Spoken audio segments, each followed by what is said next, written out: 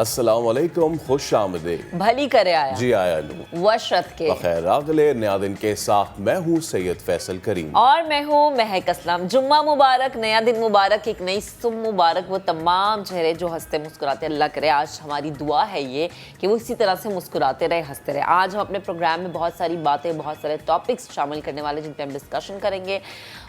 جو ایشوز ہیں، جو موضوعات ہیں ان کی جانب آپ کو لے کر چلتے ہیں۔ سب سے بڑی خوشخبری مجھے لگ رہا ہے یہ سال کی شاید سب سے بڑی خوشخبری ہے، اور جتنا ہم اللہ کا شکر ادا کریں، جتنا الحمدللہ کہیں اتنا کم ہے۔ تقریباً 2 سال اور 8 مہینے کے بعد خانہ کعبہ کے ارد گرد جو دیوار لگائی گئی تھی ڈیو ٹو کووڈ، اس کو ہٹانے کا کام شروع کر دیا گیا ہے۔ تمام امت مسلمہ کو بہت مبارک ہو۔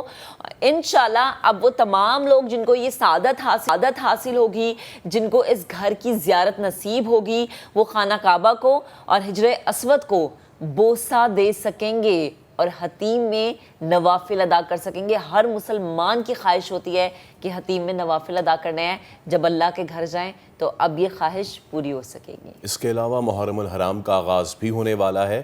محرم الحرام ایثار، قربانی، اتحاد امت، باہمی رواداری، پرامن بقائے باہمی کا درس دیتا ہے، ظلم کے خلاف ڈٹ جانے کا درس دیتا ہے۔ مدینہ طیبہ سے میدان کربلا تک اسلام کے لیے عظیم قربانیوں کی تاریخ اسی ماہ مبارک سے وابستہ ہے۔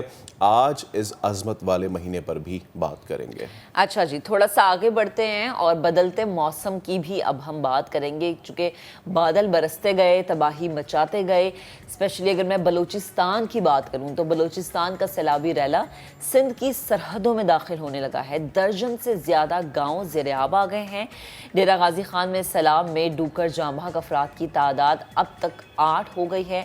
مظفر آباد کا اگر رخ کیا جائے تو مظفر آباد سمیت آزاد کشمیر میں بھی وقفے سے بارش کا سلسلہ جاری ہے۔ ندی نالوں میں پانی کا بہاؤ بڑھ گیا ہے اور اسپیشلی کراچی کی کئی سڑکیں تالاب کا منظر پیش کریں۔ یہ ہم آپ کو مناظر بھی دکھا رہے ہیں۔ ملک بھر میں بارشوں کا سلسلہ کب تک جاری رہے گا اور کتنی شدت سے، کیا کوئی نیکسٹ سپیل ہے جو پاکستان سے یا کسی بھی صوبے سے ٹکرائے گا، اس کی کیا شدت ہوگی، اس پہ بھی آج ہم گفتگو کریں گے۔ صارفین تیار ہو جائیں، 133 ارب سے زائد کا بوجھ پڑنے جا رہا ہے، کیونکہ بجلی ایک ماہ کے لیے 9.89 روپے فی یونٹ مہنگی کر دی گئی ہے۔ کراچی والوں کے لیے بجلی 11.37 روپے فی یونٹ مہنگی کر دی گئی ہے۔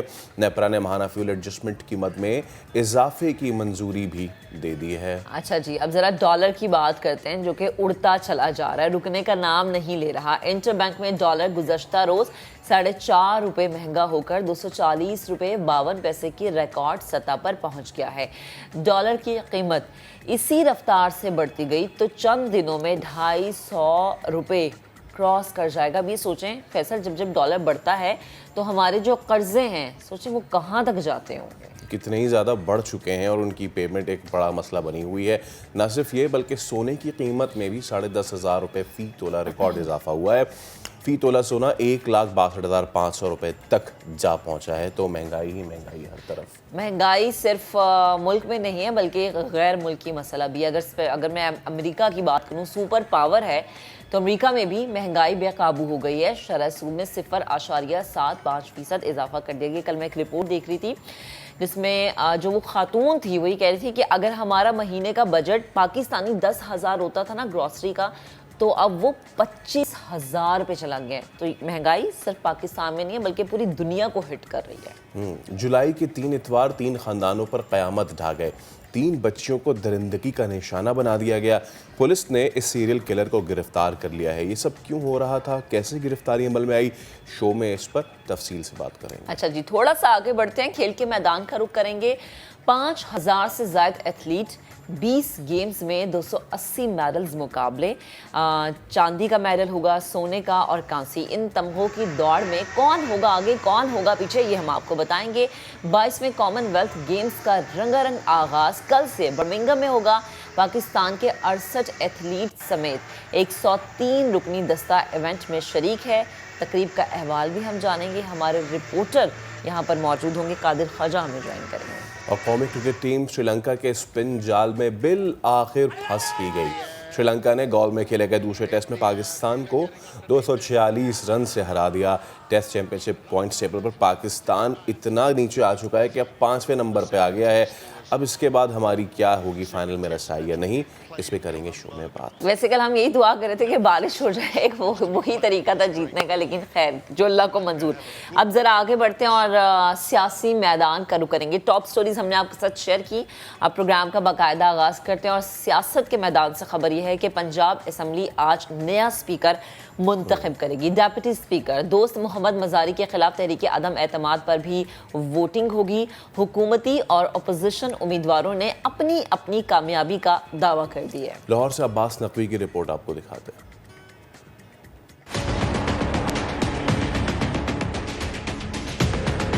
स्पीकर पंजाब असेंबली के लिए पीटीआई के सिप्तैन खान और नून लीग के सैफुल मुल्क खोकर आमने सामने। दोनों उम्मीदवारों ने कागजात नामजदगी जमा करा दिए। इंतखाब खुफिया राय शुमारी से होगा। पंजाब असेंबली का इजलास हस्बे मामूल 2 घंटे की ताखीर से panel of chairman Wasim Khan बादोजई की जेर सदारत शुरू हुआ। राजा बशारत ने नए स्पीकर के इंतखाब और डिप्टी स्पीकर के खिलाफ अदम एतमाद की तहरीक पेश की। करारदाद कसरत राय से मंजूर कर ली गई। राजा बशारत का कहना था कल कोई फार्मूला नहीं चलेगा। उम्मीदवार सिप्तैन खान ने कहा भरपूर कामयाबी हासिल करेंगे। सर पहले भी बहुत फार्मूले आए, देखा आपने कि अल्लाह ताला के फजल करम से वही रिजल्ट रहा। जितने उनके वोट थे उनको मिल के, जितने हमारे वोट थे हमें मिल गए। मैं पूरी उम्मीद हूँ कि अल्लाह के फजलो करम से इंशाल्लाह हम ही जीते। अपोजिशन के उम्मीदवार सैफुल मुल्क खोकर का कहना था तमाम अरकान से राब्ता करूंगा। पीपल्स पार्टी के अली हैदर गिलानी बोले हुकूमती अरकान हमें वोट देंगे। जो इमरान खान से नाला है, उसकी पॉलिसी से, उसके रवैये से नाला है, जो समझता है कि उसके जो MPs हैं वो भेड़ बकरियों की तरह बिकते हैं, तो वो बताएंगे उनको कि हम भेड़ बकरियां नहीं है, हम इज्जत नफ्स रखते हैं। मैंने हर एक से रब्ता करना है, चाहे कोई मुखालफ है, चाहे मैं पूरे सिस्टम को जितने मेरे कोलीग मैं हर एक से रब्ता करना। अपोजिशन और हुकूमत दोनों की जानिब से ये दावा किया जा रहा है कि वो भरपूर कामयाबी हासिल करेंगे। देखना ये है कि ये सेहरा किसके सर सजता है। कैमरा टीम के साथ अब्बास नकवी, समान, लाहौर। स्पीकर पंजाब असेंबली के इंतखाब में अपसेट होगा, वजीर दाखिला राना सनाउल्लाह ने ये बड़ा दावा कर दिया। बोले सिप्तैन खान इंतखाब हार जाएंगे। मुस्लिम लीग का स्पीकर मुंतखब होते ही परवेज इलाही को एतमाद का वोट लेने को कहेंगे। पंजाब में पैदा किया गया बहरान नहीं टल सकता। दिखाते हैं आपको गुफ्तगू। सुबह स्पीकर का इलेक्शन है पंजाब में और कल रोज़े इम्तहान आपके लिए भी है और चौधरी परवेज इलाही के लिए भी है। अपसेट हो जाएगा। अपसेट हो जाएगा। आपका ख्याल है कि वो सिप्तैन साहब स्पीकर का इलेक्शन कल हार जाएंगे, तो आपकी तरफ से कौन उम्मीदवार है वहाँ पे सैफुल मुल्क खोकर। आपका बंदा जीत जाएगा। हमारा बंदा जीत जाएगा। तो आपका बंदा अगर स्पीकर कल बन गया लाहौर में, तो फिर परसों चौधरी परवेज इलाही के खिलाफ आप अदम एतमाद की दरखास्त करेंगे या उनको कहेंगे वोट ऑफ कॉन्फिडेंस? हम उनको कहेंगे vote of confidence. Vote of confidence कहेंगे घर जाएं। हाँ, तो ये क्राइसिस, इसका मतलब है अभी टला नहीं है। ये क्राइसिस टल सकता ही नहीं। चलें जी जरा आगे बढ़ते हैं। तहरीक इंसाफ के अरकान ने कौमी असम्बली की जानिब से 3.5 माह पहले दिए गए इस्तीफों की मंजूरी का अमल शुरू हो गया है। नशस्तें खाली होने के नोटिफिकेशन जारी कर दिए गए हैं। इलेक्शन कमीशन को मुतला भी कर दिया गया है। इस्लामाबाद से उस्मान खान की रिपोर्ट। पीटीआई के अरकान कौमी असम्बली के 11 अप्रैल 2022 को जमा करवाए गए इस्तीफों में से 11 पहले मरहले में मंजूर। स्पीकर राजा परवेज अशरफ ने कौमी असम्बली की 11 नशिस्तें 11 अप्रैल से ही खाली करार दे दी। नोटिफिकेशन जारी। अरकान को डीसीट करने के लिए नोटिफिकेशन इलेक्शन कमीशन को भी अरसाल कर दिए गए। पीटीआई के जिन अरकान के इस्तीफे मंजूर किए गए उनमें अली मोहम्मद खान, फजल मोहम्मद खान, शौकत अली, फखर जमान, फरुख हबीब और एजाज अहमद शाह शामिल। जमील अहमद खान, मोहम्मद अकरम चीमा, अब्दुल शकूर शाद, शीरी मजारी और शानदाना गुलजार 11 अप्रैल से रुकन कौमी असम्बली नहीं। असम्बली रुकनीत से 9-2-11 होने वाले अरकान में 9 मुंतखब और मखसूस नशिस्तों की 2 खवातीन शामिल हैं। इन सब में खैबर पख्तूनख्वा के 4 मुंतखब, सिंध के 3 और पंजाब के 2 मुंतखब अरकान के इस्तीफे मंजूर किए गए, जबकि मखसूस नशिस्त पर एक खातून रुकन का ताल्लुक पंजाब और दूसरी का खैबर पख्तूनख्वा से है। اسی پر بات کرنے کے لیے ہمیں جوائن کیا ہے سینئر سیاستدان شیخ رشید صاحب نے. شیخ صاحب بہت شکریہ وقت دینے کے لیے. Good morning.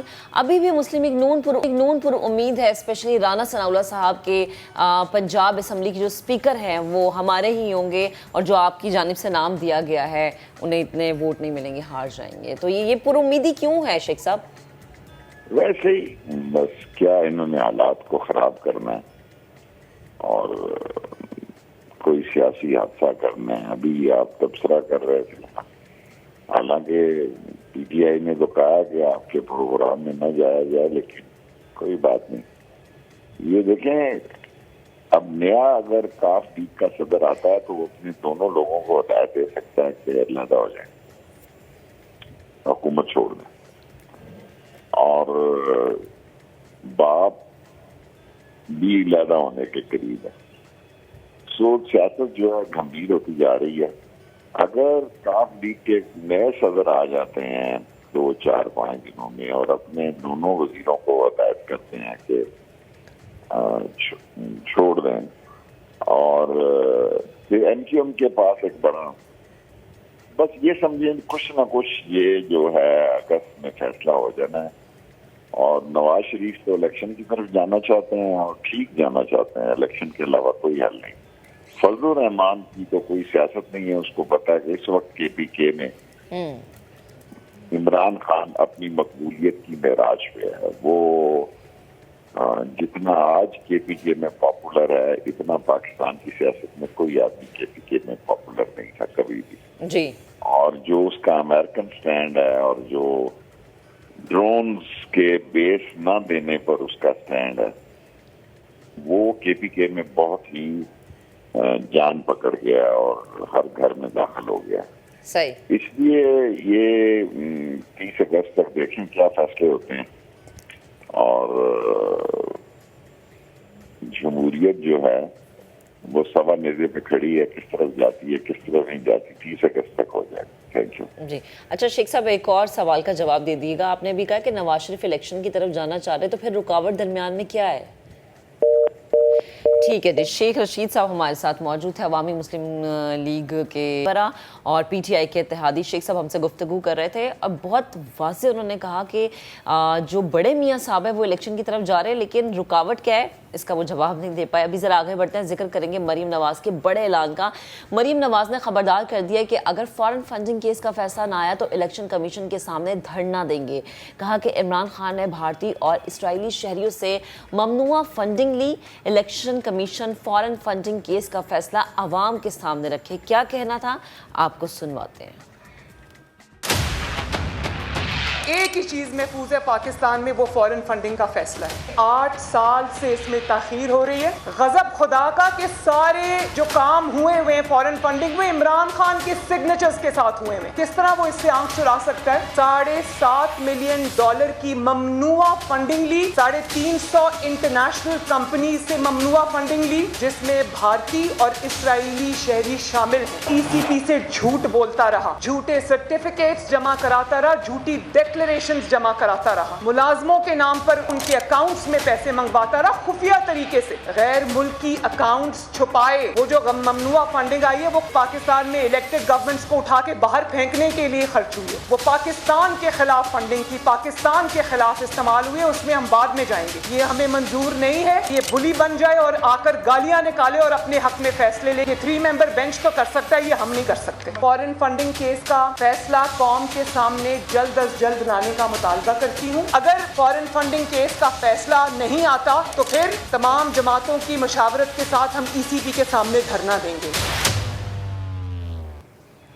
حکومت آئینی مدت پوری کرے گی, الیکشن اپنے وقت پر ہوں گے. پی ڈی ایم سربراہ مولانا فضل الرحمان نے بھی اعلان کر دیا. سربراہی اجلاس کے بعد میڈیا سے گفتگو میں بتایا کہ فل کورٹ کے ذریعے آرٹیکل 63 کی تشریح کے لیے صدارتی ریفرنس سپریم کورٹ بھجوایا جائے گا. حکومت سے کہا گیا ہے فل کورٹ کے ذریعے آئین کے آرٹیکل 63A کی تشریح حاصل کرنے کے لیے صدارتی ریفرنس سپریم کورٹ بھجوایا جائے. آئین کے آرٹیکل 63A کی تشریح کے حالیہ عدالت عظمیٰ کے فیصلے سے افراتفری اور سیاسی بحران پیدا ہوا ہے, اور یہی سیاسی بحران पाकिस्तान में माशी बहरान का सबब बन रहा है। इलेक्शन कमीशन पुरस्कार खामोशी चादर ओढ़े हुए है। फॉरेन फंडिंग केस का फिलफौर फैसला सुनाया जाए। जुर्म का मगरमच्छ है, इससे बड़ा मुजरिम पाकिस्तान की तारीख में शायद आपको मिलेगा ही नहीं। अब इसके गिरबान में हाथ पड़ेगा। अब भी ब्यूरोक्रेसी के अंदर वो अनासर मौजूद हैं जो हुकूमती फैसलों को नाकाम बनाने की कोशिशें कर रहे हैं। कोई मुतालबा हम उनके सुनने के लिए तैयार नहीं है। अपने हदूद में रहे बस। हम इनके पावर को समझते हैं। छोटी मोटी तितलियाँ आगे पीछे होती हैं, इनकी कोई हैसियत नहीं है। इलेक्शन अपने वक्त पर होंगे, हुकूमत अपना वक्त पूरा करेगी। इमरान खान के गुज़श्ता 3.5 सालों का गंद 1 साल में साफ करना मुश्किल है। आइंदा 5 सालों में हम इंशाअल्लाह इनके तमाम गंद के कचरे को साफ कर देंगे। सियासत की तो हमने बात कर ली, अब कराची का रुख करते हैं। और आप लोग भी ये कह रहे होंगे कि क्या रोज़ाना एक ही चीज़ जो है वो हम लेकर आ जाते हैं। क्या करें कि रोज़ाना हमें यही चीज़ मिलती है और ये आप हम लेकिन कोशिश करते हैं हम रोज़ाना नए मनाजिर आपके लिए, लेकिन वो नए मनाजिर तबाही के नए मनाजिर, तबाही के वो नए मनाजिर भी इतने ख़तरनाक होते हैं और इतने हमें दुखी कर जाते हैं कि यकीन करें कि दुख होता है। ये ओल्ड सिटी एरिया है और ये सबसे ज़्यादा टैक्स देता है। ये कराची की मैं बात कर रही हूँ, जहाँ पर सीवरेज का पानी है जिसने शहरियों का जीना मुहाल कर दिया। ये गटर का गंदा पानी, लोगों को इसी पानी में आना है, इसी पानी में जाना है। क्या करें ना, मजबूर हैं। अब जो हमारी इंतज़ामिया है, अब फैसल ने बता भी दिया चुपके से कि हम भी इसी पानी से गुजर के आते हैं, इसी पानी से गुजर के अपने घरों में जाते हैं। ताफुन होता है, मच्छर होते हैं, मक्खियाँ होती हैं, बीमारियाँ होती हैं। लेकिन क्या करें, इंतज़ामिया से जब सवाल करते हैं तो वो ये कहती नज़र आती है कि काम हो रहा है, कर रहे हैं। तो भैया ये वो बारिशें हैं जिनके बारे में बहुत पहले बात हो चुकी। ये बारिशें कराची में हर साल आती हैं, लेकिन हर साल एक ही बात होती है कि काम हो रहा है। वो काम कहाँ है, क्यों नज़र नहीं आता, क्यों हमें मजबूर होकर ये ही मनाजिर दिखाने पड़ते हैं जिसने कराची का बुरा हाल कर दिया। कहीं समझ में नहीं आता मैनहोल खुला है, कहीं समझ में नहीं आता गटर है, कहीं समझ में नहीं आता खड्डा है, कहीं समझ में नहीं आता नाला है, क्योंकि सारा पानी एक जैसा हुआ है, गंदगी फैली हुई है, ताफुन है, लेकिन रोज़मर्रा की जो रूटीन है वो तो जारी रखनी है। हालत ये अच्छा महक, अगर ये फ़िज़ाई मनाजिर देखें ना तो ये जाहिर सी बात है ओल्ड सिटी एरिया ब्रिटिशर्स के दौर का डेवलप हुआ हुआ है। ये अगर आप ऊपर से साफ देखें तो इतना खूबसूरत वो बनाकर गए थे और हमने उस खूबसूरत बनाए हुए को क्या ज़बरदस्त बनाया है, कमाल है। पहले अली हफीज़ ने जो रिपोर्ट बनाई है ज़रा उस पर नज़र डालते फिर मज़ीद बात करते हैं। ये जो हालिया शदीद बारिशों का सिलसिला जारी है, कराची में सबसे ज़्यादा जो मुतासर इलाका हुआ है district south old city area इसको कहा जाता है। यहाँ पर बरसात तेज़ हुई तो बरसाती पानी सीवरेज लाइनों में गया तो सीवरेज लाइनें जो हैं वो बैठ गई हैं। सीवरेज निज़ाम ओल्ड सिटी एरिया का जवाब दे गया है। अगर हम बात कर लें इस वक्त सोल्जर बाज़ार, गाड़ी खाता, पाकिस्तान चौक, खारादर, मिठरदर, इसके अलावा जो हक्कानी चौक है, पाकिस्तान चौक है, बंस रोड है, मोहम्मद बिन कासिम रोड है, डॉक्टर ज़ियाउद्दीन अहमद रोड है, बेशतर इलाका है आई चंदी रोड का। तमाम इलाकों में जो है इस वक्त सीवरेज का पानी, गटर का पानी, काला पानी जमा है, जिसके सबब यहाँ के रहने वाले लाखों मकीन शदीद खौफ में मुब्तला है। उनको जो है शदीद परेशानी हो रही है यहाँ से गुजरने में। अगर हम बात कर लें मोटरसाइकिल सवार, कार सवार, पैदल चलने वालों को शदीद परेशानी का सामना है। इसके अलावा अगर दूसरी जानिब देखा जाए, जो हमारे हुकाम से बात हुई है उनका कहना है कि जो 72 इंच की सीवरेज की लाइन है वज़ीर आला हाउस के सामने डॉक्टर ज़ियाउद्दीन अहमद रोड पर जो वाक़ है वो जो है तबाह हो गई है, बैठ गई है, ख़राब हो गई है, जिसकी मुरम्मत का काम जो है वो शुरू कर दिया गया है। 4 से 5 रोज़ लगेंगे वो 72 इंच की सीवरेज की लाइन जब मुरम्मत हो जाएगी तो जो जहाँ पानी सीवरेज का जमा है वो पानी की निकासी कर ली जाएगी। लोग बड़े परेशान हैं। लोगों से हमने कोशिश भी करी यहाँ पर बात करें, कैमरामैन मरगूब हुसैन में साथ हैं, हम कोशिश करेंगे यहाँ पर जो लोग हैं उनसे बात करें। आइए जनाब, आप बताएं, आप यहाँ पर कारोबार करते हैं, आपके कारोबार को कितना नुकसान? सर हमारा 3 दिन से यहाँ जो है ना दुकान बंद पड़ी हुई थी, अभी हमने दुकान को ऑन करा है और इतना शदीद पानी है, इतना ज़्यादा पूरा सीवरेज पूरा ख़राब हो रहा है। पेपर के लिए हमारा पेपर डूब गया, हमारा माल ख़राब हो गया और जिसकी वजह से हमें बहुत ज़्यादा परेशानी है।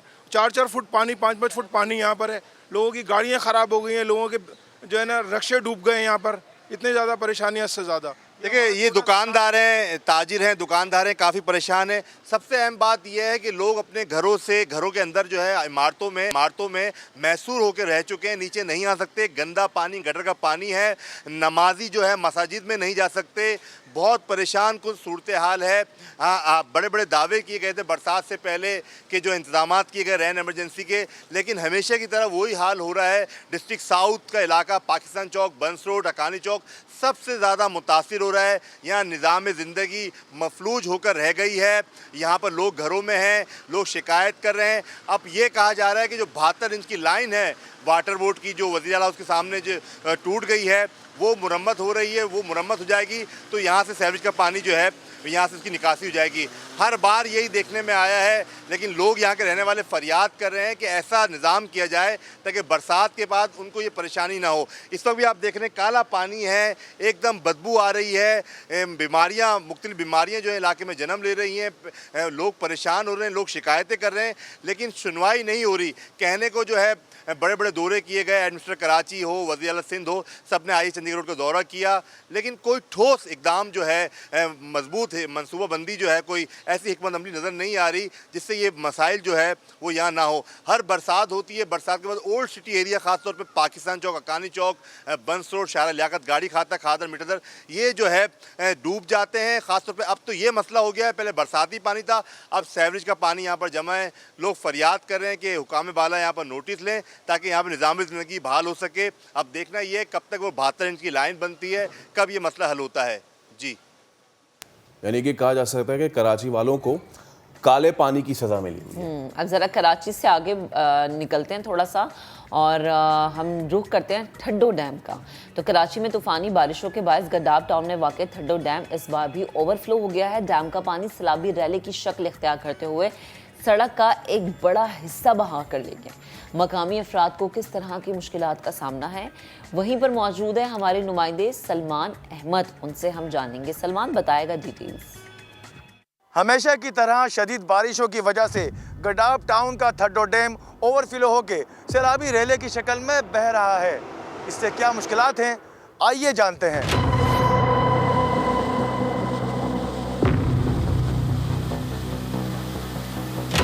ठड्डो डैम ओवरफ्लो होने से जो सैलाबी रेला है वो सड़क का एक हिस्सा ही बहा कर ले गया है, जिसकी वजह से जो ज़मीनी राब्ता है वो भी मुनक़ता हो गया है। यहाँ के मकामी अफराद को क्या मुश्किलात हैं, आइए उन्हीं से बात करते हैं।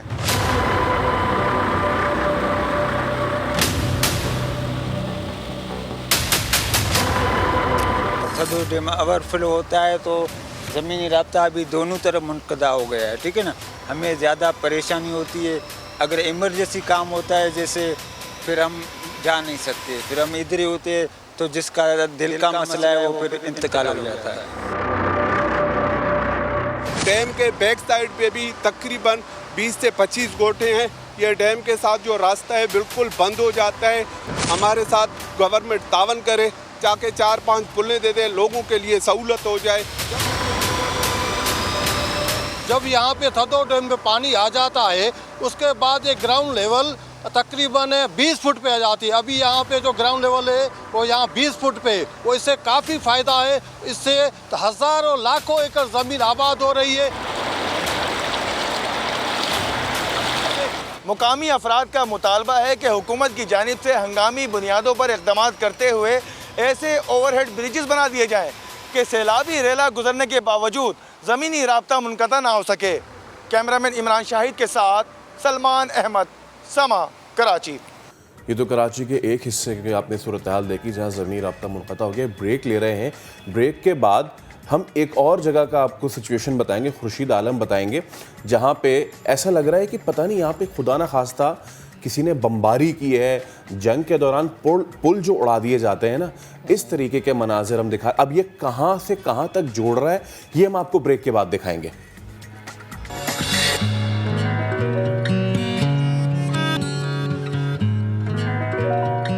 वेलकम बैक जी। ब्रेक पर जाने से पहले भी हम दिखा रहे थे आपको कि किस तरह से बारिश ने तबाही मचाई हुई है।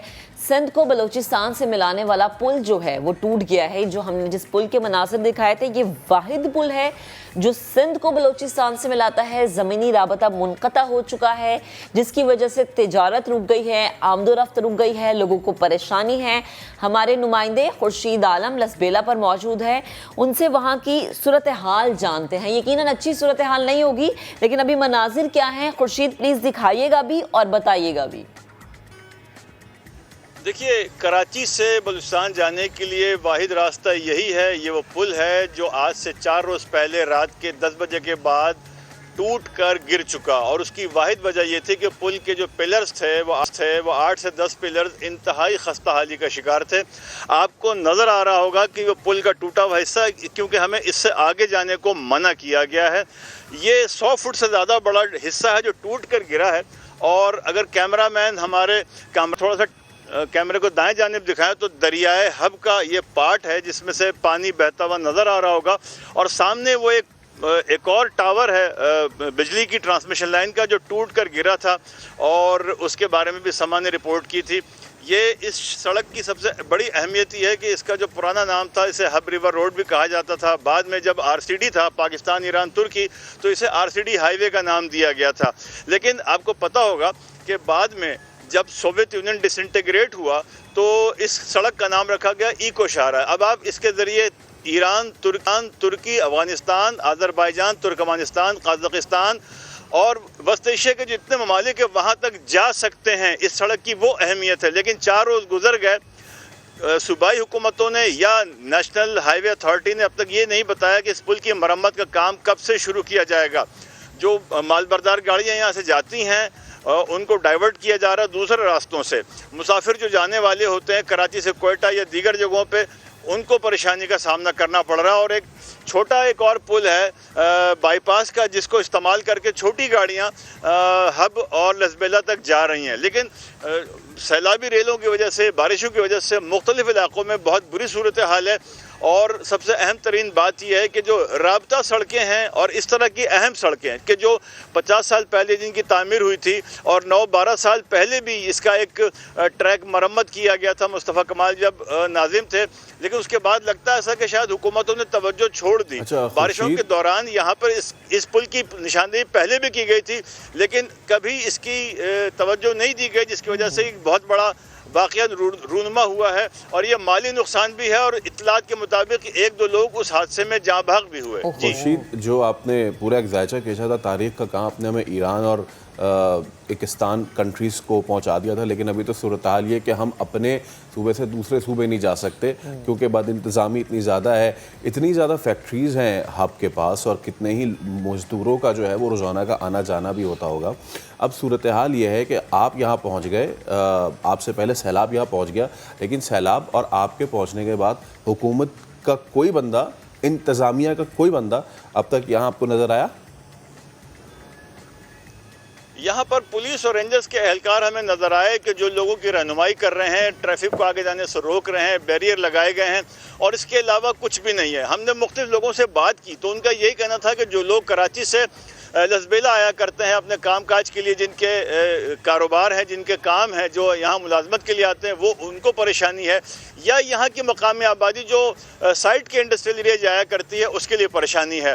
لوگوں کا یہ کہنا ہے کہ اگر بارش کا ریلا رکا ہوا ہوتا، سیلابی ریلا رکا ہوتا تو نیچے سے بھی جا سکتے تھے، چلو کوئی بات نہیں، بائک پہ جا سکتے ہیں، لیکن اس وقت دریا کا جو پارٹ ہے وہ چوڑا بھی ہے اور بہت گہرا پانی ہے اور بہت تیزی کے ساتھ بہ رہا ہے، لہٰذا ابھی ہم یہ بھی نہیں کہہ سکتے کہ شاید دریا کا پانی کم ہوگا تو وہ لوگ نیچے سے جا سکیں گے، ابھی یہ صورتحال بھی نہیں ہے۔ کاغذوں میں سب بہتر ہوتا ہے، لیکن عملاً صورتحال یہ ہے کہ پلوں کی اور ان چیزوں کی مرمت یا ان کی دیکھ بھال اگر کی جا رہی ہوتی تو شاید یہ واقعہ پیش نہ آتا، لیکن صورتحال یہ ہے کہ صرف یہی نہیں، مختلف جو اندرونی علاقے ہیں شاید ہم وہاں کی صورتحال اس طرح نہ دکھا پا رہے ہوں جس طرح ہم بڑے شہروں کی دکھا دیتے ہیں، لیکن بہت بری صورتحال ہے۔ لیکن لگتا ہے ایسا کہ میڈیا وہاں پہنچ جاتا ہے، لیکن حکومتی ارکان، ہمارے وزراء، وہ تمام لوگ جو بڑی بڑی باتیں کرتے ہیں اسکرین پہ آ کے، وہ نہیں پہنچ پاتے، جن کے اپنے اپنے علاقے ہیں، جن کی اپنی اپنی کانسٹیٹیونسیز ہیں، وہ وہاں نہیں جاتے۔ بالکل۔ اچھا خورشید، لاسٹ میں مجھے بتائے گا جو مقامی آبادی ہے یہاں پر وہ نقل مکانی کر گئی ہے، ظاہر سی بات ہے کچھ لوگ جو ہے وہ ریزسٹنس شو کرتے ہیں کہ جی ہم نے اپنا گھر نہیں چھوڑنا کیونکہ ان کو متبادل کچھ فراہم نہیں کیا جاتا، تو یہاں پر جو رہنے والے ہیں وہ کنڈیشن کیا ہے؟ نہیں، جو لوگ یہاں کے ہیں وہ مقامی لوگ اپنے ہب میں رہ رہے ہیں اور وہ یہاں سے کہیں جائیں گے نہیں، اور نہ انہوں نے ایسی کوئی بات کی ہے۔ لیکن دلچسپ بات میں آپ کو ایک اور چیز دکھاؤں کہ یہ سامنے آپ کو بہت سارے ٹینکرز نظر آ رہے ہوں گے، دریائے ہب اس وقت بالکل اپنے روانی کے ساتھ بہہ رہا ہے. تو یہ ٹینکر مافیا ہے جس کے بارے میں مقامی لوگوں نے بتایا کہ یہیں سے یہ پانی بھرتے ہیں, لے کر جائیں گے بلدیہ, سعید آباد, ہب سائٹ اور مختلف علاقوں میں, مشرف کالونی میں یہ یہی پانی فراہم کرتے ہیں. تو واقعہ کچھ بھی ہو, بارش ہو, سانحہ ہو, پل ٹوٹ جائے, زمین بیٹھ جائے, سڑک بیٹھ جائے, کچھ لوگوں کے کاروبار چل رہے ہوتے ہیں, لیکن ٹوٹنے کی وجہ سے علاقے میں جو آس پاس کے ہوٹل تھے کہ جو لوگ گزرتے تھے وہاں سے چائے پانی پی لیا کرتے تھے, کھانا کھا لیا کرتے تھے, ان کا دھندا یقیناً خراب ہوا ہے اور وہ خاصے مایوسی کے عالم میں نظر آتے ہیں. لیکن یہ مقامی آبادی بچپن سے لوگ یہیں پلے بڑھے, جوان ہوئے, اور زیادہ تر لوگوں کی تعلیم کراچی میں ہوئی ہے, تو وہ اپنے اپنے علاقوں میں ضرور ہیں, لیکن ان کو یہ تمنا ضرور ہے کہ کاش یہ پل جلد از جلد ہنگامی بنیادوں پر بن جائے, لیکن ایسا ہوتا کم از کم ہمیں ابھی نظر آ نہیں رہا. اور پتہ نہیں یہ کب نظر آئے گا, اور نظر آئے گا بھی یا نہیں نظر آئے گا. خورشید بہت شکریہ, وہ ہمارے ساتھ موجود تھے, اور آپ نے ہمیں یہ جگہ دکھائی ہے, اور بڑے افسوس کے ساتھ ہمیں یہ کہنا پڑتا ہے کہ ہم جس جگہ کا رخ کر رہے ہیں, وہ سندھ اور بلوچستان کے درمیان میں ہو, وہ بلوچستان کے اندر ہو, وہ سندھ کے اندر ہو, اسپیشلی کراچی کے اندر ہو, اتنی بری صورتحال ہے, دکھ ہوتا ہے دیکھ کے کہ انتظامیہ کہاں ہے. اور جو ٹینکر مافیا کی بات ہوئی ہے, وہ کہتے ہیں نا کہ سونے پہ سہاگا والی بات ہے کہ لوگ پریشان ہیں, یہ جو جگہ ہے اوور فلو ہو چکی ہے, لیکن اس کے باوجود لوگ اپنا کاروبار بچانے کے اس میں ہیں.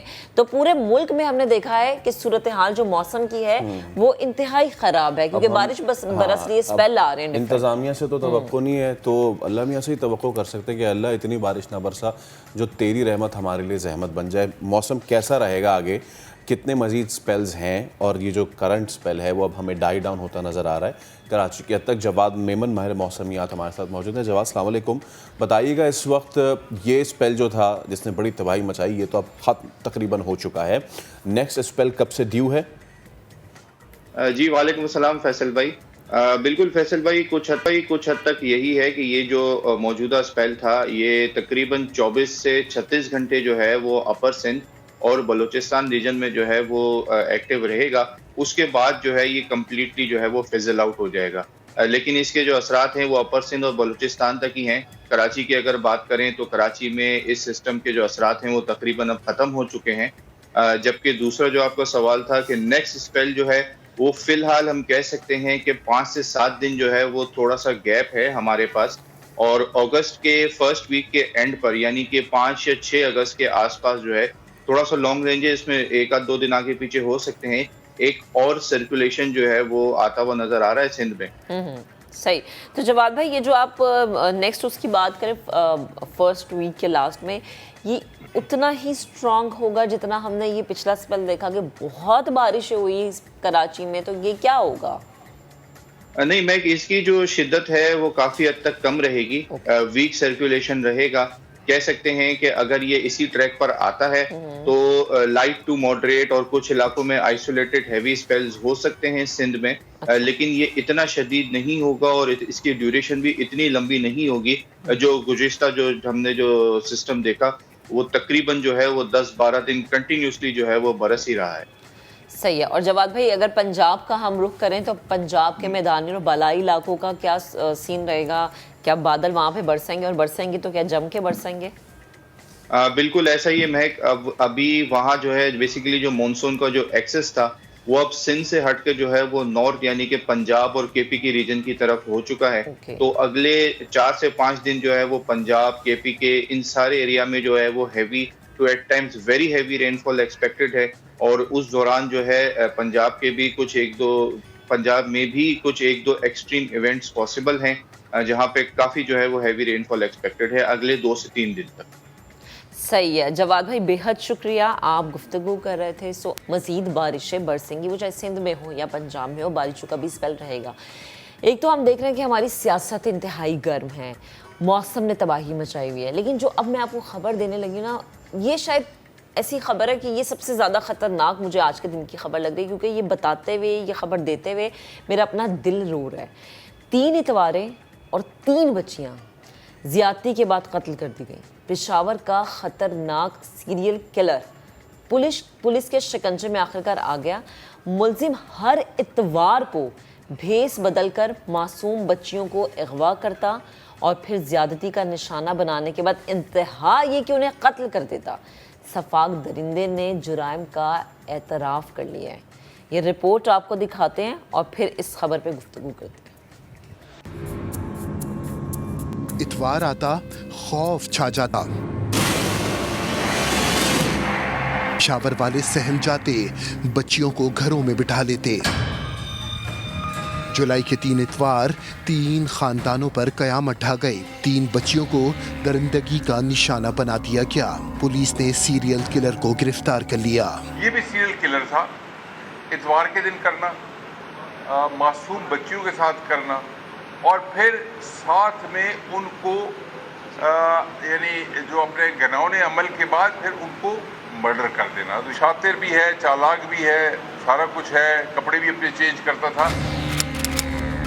3 جولائی اتوار تھا۔ ملزم نے کینٹ ریلوے کوارٹرز میں 12 سال کی بچی کو زیادتی کے بعد قتل کر دیا۔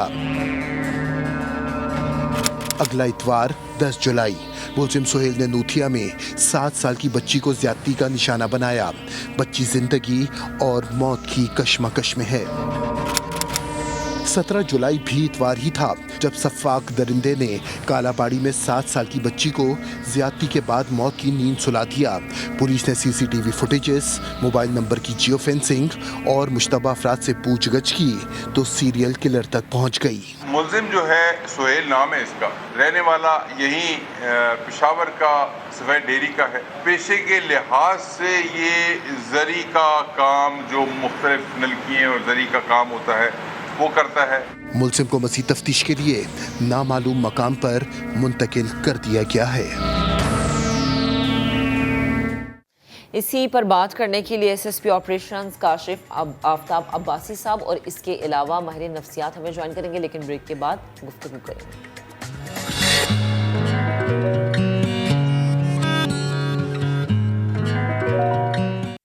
بریک پر جانے سے پہلے ہم نے پشاور کی رپورٹ آپ کو دکھائی، اسی پر گفتگو کرنے کے لیے S S P operations Kashif Aftab Abbasi صاحب ہمیں جوائن کر چکے ہیں۔ کاشف صاحب بہت شکریہ وقت دینے کے لیے۔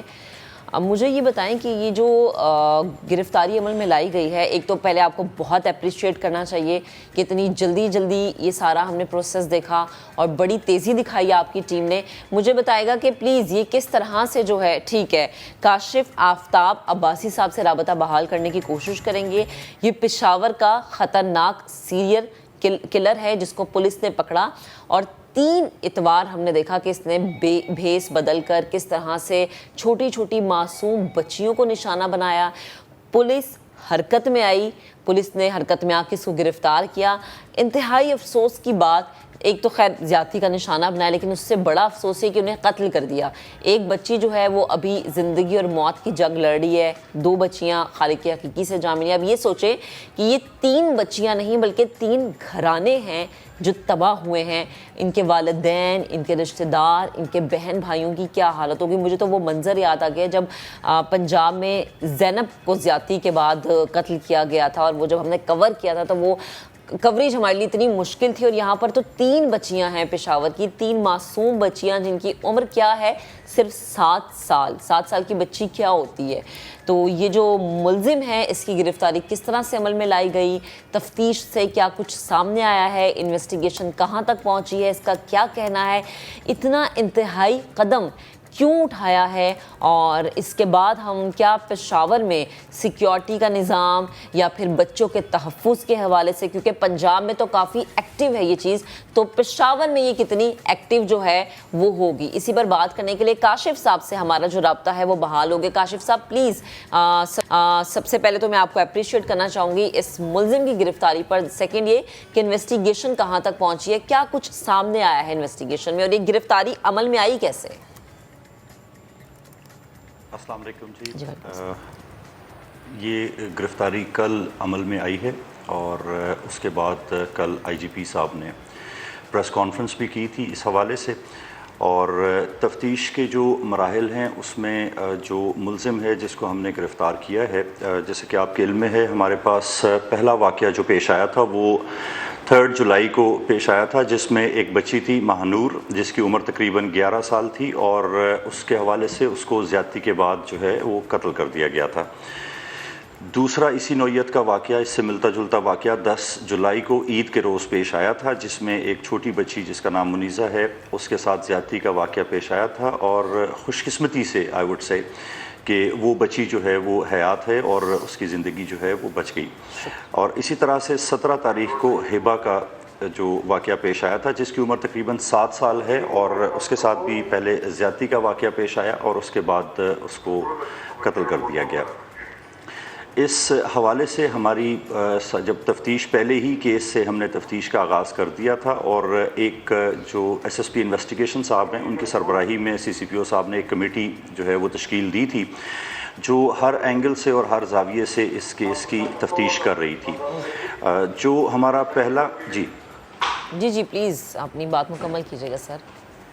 जी, जो पहला वाक़या था उसके बाद से ही हमने अपनी तफ्तीश को बिल्कुल तमाम एंगल्स के साथ, चाहे वो फोरेंसिक्स हों, चाहे वो डिजिटल फोरेंसिक्स हो, या उसके अलावा जो हमारी ग्राउंड पे इन्वेस्टिगेशन होती है वो हो, उस हवाले से हमने इसका आगाज़ किया। और इसमें मैं ये बताता चलूँ कि जो पहला वाक़या पेश आया था वो एक कॉलोनी है गवर्नमेंट की, रेलवे की, और वहाँ पे टोटल कोई 46 के जो है हाउस होल्ड्स थे। और हमने अपनी तफ्तीश का आगाज़ पहले अंदर से ही, जो हमारा तरीक़ाकार होता है, वहाँ से किया, और उसी के साथ साथ CCTV फुटेजेस और दीगर चीज़ों पे काम करना शुरू किया।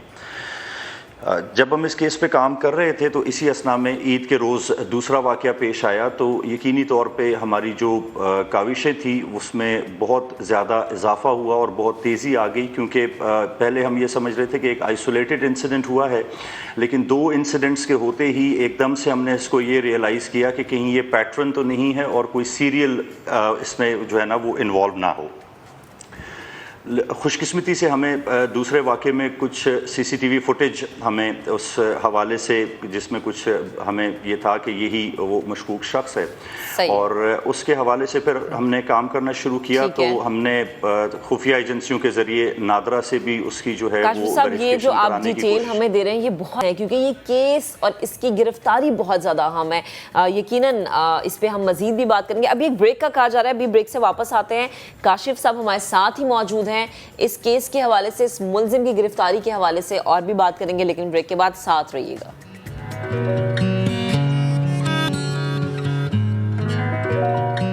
वेलकम बैक जनाब। ब्रेक पर जाने से पहले हम पेशावर के हवाले से बात कर रहे थे और SSP ऑपरेशंस काशिफ आफ्ताब अब्बासी साहब हमें ज्वाइन किए हुए हैं। काशिफ साहब प्लीज़ एक तो अपनी बात भी मुकम्मल कीजिएगा, दूसरा मेरा सवाल भी लीजिएगा कि आपने जब इस मुलजिम से इन्वेस्टिगेशन की है तो इतना इंतहाई कदम उठाने की कोई तो वजह इसने बताई होगी। देखिए, इस तरह के जो मुल्ज़मान होते हैं, हमने पहले, जब मैं आपसे अपनी पहले बात कंटिन्यू करता हूँ तो फिर आपके क्वेश्चन को उसके साथ ही कनेक्ट करता हूँ। देखिए, हमने जब ये सारे वाक़यात रूनुमा हो रहे थे तो इसी दौरान हमने मुश्तबा अफराद को लेकर आना, उनकी जो फोरेंसिक सैम्पल्स हैं या DNA सैम्पल्स हैं, उन चीज़ों को कलेक्ट करना, और उसके बाद एक इंटेरोगेशन का प्रोसेस था जिससे उनको गुजारना, और उसके बाद उनके वेयर अबाउट्स कवाइफ जमा करने, और उसके बाद फिर जाहिर सी बात है चूँकि हमने उनको बाज़ाब्ता गिरफ़्तार नहीं किया होता था तो हम उन्हें दोबारा से उस सिस्टम में दोबारा वापस छोड़ देते थे। But we kept them under watch, और बहुत ही हमने उसमें उनके अंदर रखा हुआ था। एंड जो इस तरह के मशकूक अफराद थे उसमें आई वुड से कि सैकड़ों लोगों से हमने इस तरह इंटरव्यूज़ किए हैं इस दौरान में।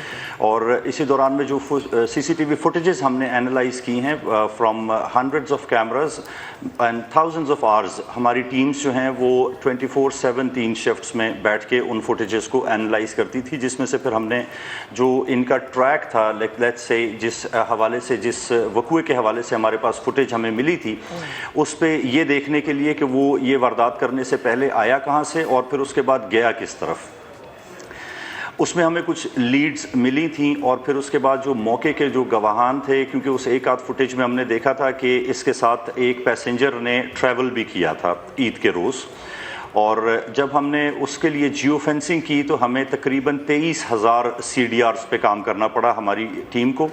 और उसमें से पहले हम कॉमन नंबर्स देख रहे थे कि शायद तीनों लोकेशंस पे वो नंबर कॉमन हो, जबकि जब हमें इस तरह से कोई नंबर उसमें नहीं मिला तो फाइनली हमने फिर यूनिक नंबर्स पे काम करना शुरू किया।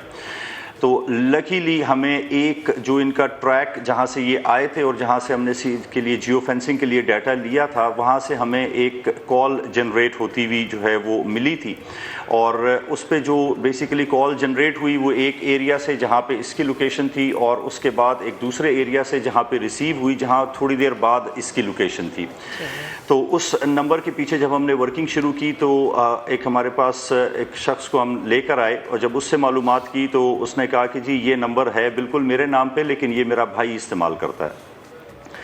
جب ہم نے اس کے بھائی کو لے کر آئے تو اس کی ڈسکرپشن جو سی سی ٹی وی فوٹیج ہمارے پاس تھی اس سے میچ کرتی تھی. پھر ہم نے اس کو وہاں سے اس کے دوسرے کو پیسنجر کے بارے میں پوچھا. مین وائل ہمارے اسکیچ آرٹسٹ اور نادرا کا جو تھا اور آئی بھی ہمارے ساتھ اس میں کام کر رہی تھی بہت لیٹس سے دل جمعی کے ساتھ. تو جب وہ میچ ہوا اور ہمیں کچھ نہ کچھ اس پہ لیڈ ملنا شروع ہوئی تو پھر ہم نے اس کی تلاش شروع کی. تو کل ہمیں تقریباً کوئی 8 ساڑھے 8 9 بجے کے ٹائم ہمیں اطلاع ملی کہ ہمارے ایک تھانے کی حدود میں اس حلیے کا اور اس کا جو شخص ہے وہ دیکھا جا سکتا ہے. تو ہماری ٹیمز نے کوئکلی ریئیکٹ کیا اور وہاں سے اسے گرفتار کیا، جس کے بعد کل وہ ایک پریس کانفرنس کا مرحلہ تھا. لیکن ڈیورنگ جو میں صرف آپ کو ظاہر سی بات ہے کچھ چیزیں ایسی ہوتی ہیں چونکہ ابھی تفتیش اپنے مراحل میں ہے مختلف، اور جو قبل از وقت کوئی بات ہوتی ہے تو اس سے ہماری کیس کی یا انویسٹیگیشن کی جو پروگریس ہے اور اس کی جو ایڈمیسیبلٹی ہے کورٹ آف لاء میں اس کو وہ افیکٹ کرتی ہے. تو بہت ساری باتیں ایسی ہوں گی شاید میں آپ کو پبلکلی اس طرح نہ بتا سکوں، لیکن میں صرف اس موقع کا فائدہ اٹھاتے ہوئے یہ ضرور کہنا چاہوں گا کہ جو ہم نے C C T V footages analyze کی ہیں اور جو ڈیٹیلز ہمارے سامنے آئی ہیں وہ بہت ڈسٹربنگ ڈیٹیلز ہیں. اور ایک سی سی ٹی وی فوٹیج کے انالیسس میں ہمیں یہ اندازہ ہوا کہ یہ ملزم کس قدر چالاک اور کس قدر پھرتیلا تھا کہ جو بچی تھی اس کو 6 سیکنڈ میں اس نے اٹھایا ہے اور پھر بیسمنٹ کی طرف لے کر گیا ہے. اچھا کاشف صاحب، میں یہاں یہ مجھے پتہ ہے کہ بہت ساری چیزیں ظاہر سی بات ہے اس وقت انویسٹیگیشن کے مراحل میں ہیں. مجھے بتائیے اس کا بیک گراؤنڈ کیا ہے، کرتا کیا ہے، اس کے خاندان میں کون کون ہے؟ اوکے، جو اس کا نام سہیل ہے اور اس کے فادر کی ڈیتھ ہو گئی تھی جب اس کی عمر 3 سال تھی، اینڈ اس کا جو چائلڈ ہوڈ تھا وہ چیلنجنگ تھا. اور اس کا جو یہ 15 بہن بھائی ہیں جن میں سے اس کا نمبر جو ہے وہ 13th ہے. اوکے، یہ گھر سے تقریباً ہی مطلب یوں سمجھیں کہ ابینڈنڈ ایک چائلڈ ہوڈ رہا ہے اس کا، اور اس کی والدہ کے ساتھ اور اپنے جو دیگر اس کے عزیز و اقارب ہیں ان کے ساتھ اس کی کو بہت زیادہ وہ نہیں بنتی. انہوں نے اس کو اپنے گھر پہ بھی نہیں رکھا ہوا تھا، اور یہ مختلف شہروں میں مختلف لوگوں کے ساتھ جس میں راولپنڈی، لاہور اور دیگر شہر شامل ہیں جہاں پہ یہ کہیں نہ کہیں کبھی کسی مسجد میں کبھی کسی استاد کے ساتھ اس طرح سے اس نے اپنا وقت گزارا ہے. اور بیسیکلی وہ ایک زری ستارے کا کام ہوتا ہے جو خواتین کے جو لیٹس سے برائڈل یا اس طرح کے جو لیٹس سے پارٹی ڈریسز ہوتے ہیں اس میں وہ کام کرتا ہے، اینڈ وہ اس کا اچھا کاریگر ہے اس کا. اور یہاں پہ جو تینوں جو ہمارے وقوع جہاں پہ پیش آئے ہیں اس کے ساتھ ہی ہمارے یہاں پہ صدر کی ایک گنجان آباد مارکیٹس بھی ہیں، وہاں پہ ایک شاپ پہ یہ کام کرتا تھا اور ہفتے میں 6 دن اس کا کام ہوتا تھا اور اتوار کو اس کو چھٹی ہوتی تھی. اوکے ٹھیک ہے آفتاب صاحب، میں یہ ڈاکٹر خالد ماہر نفسیات بھی ہمیں جوائن کر چکے ہیں، میں ان کی جانب اب ذرا جاؤں گا. خالد صاحب، یقیناً یہ بڑا پولیس کا زبردست اقدام ہے کہ انہوں نے اتنی جلدی اس پہ قابو پایا. کیا موٹیو ہوتا ہے اس طرح کے کننگ جو لوگ ہوتے ہیں، اور اس کے پیچھے جب وہ ایک تو ریپ آبویسلی ایک گھناؤنا فیل ہے، اس کے بعد اس کو مٹانے کے لیے وہ اس کو قاتل بھی کر دیتے ہیں، واٹس دا موٹیو بیہائنڈ؟ کیا سائیکالوجی ہوتی ہے اس کے پیچھے؟ Thank you very much. جی دیکھیں، ابھی کاشف عباسی صاحب نے ایس ایس پی صاحب نے خود ہی 2 چیزیں بتائیں. ایک تو اس کا بیک گراؤنڈ بتایا، اس شخص کی پرسنالٹی جو ہے وہ اتنی ڈسٹارٹیڈ ہے. نمبر 13 ان دا فیملی، والد کی ڈیتھ، بڑا ڈسٹرب چائلڈ ہوڈ، اور یہ آہستہ آہستہ اس میں پرسنالٹی ڈس آرڈر ہوا جس کو سائیکوپیتھ کہتے ہیں. سائیکوپیتھ وہ شخص ہوتا ہے جس کا ضمیر بنتا ہی نہیں ہے، बचपन से ज़मीर नहीं बनता। वो मुर्गियों को मार देता है, वो छोटे छोटे चींटियों को मार देता है, इसमें वो दिलचस्पी लेता है।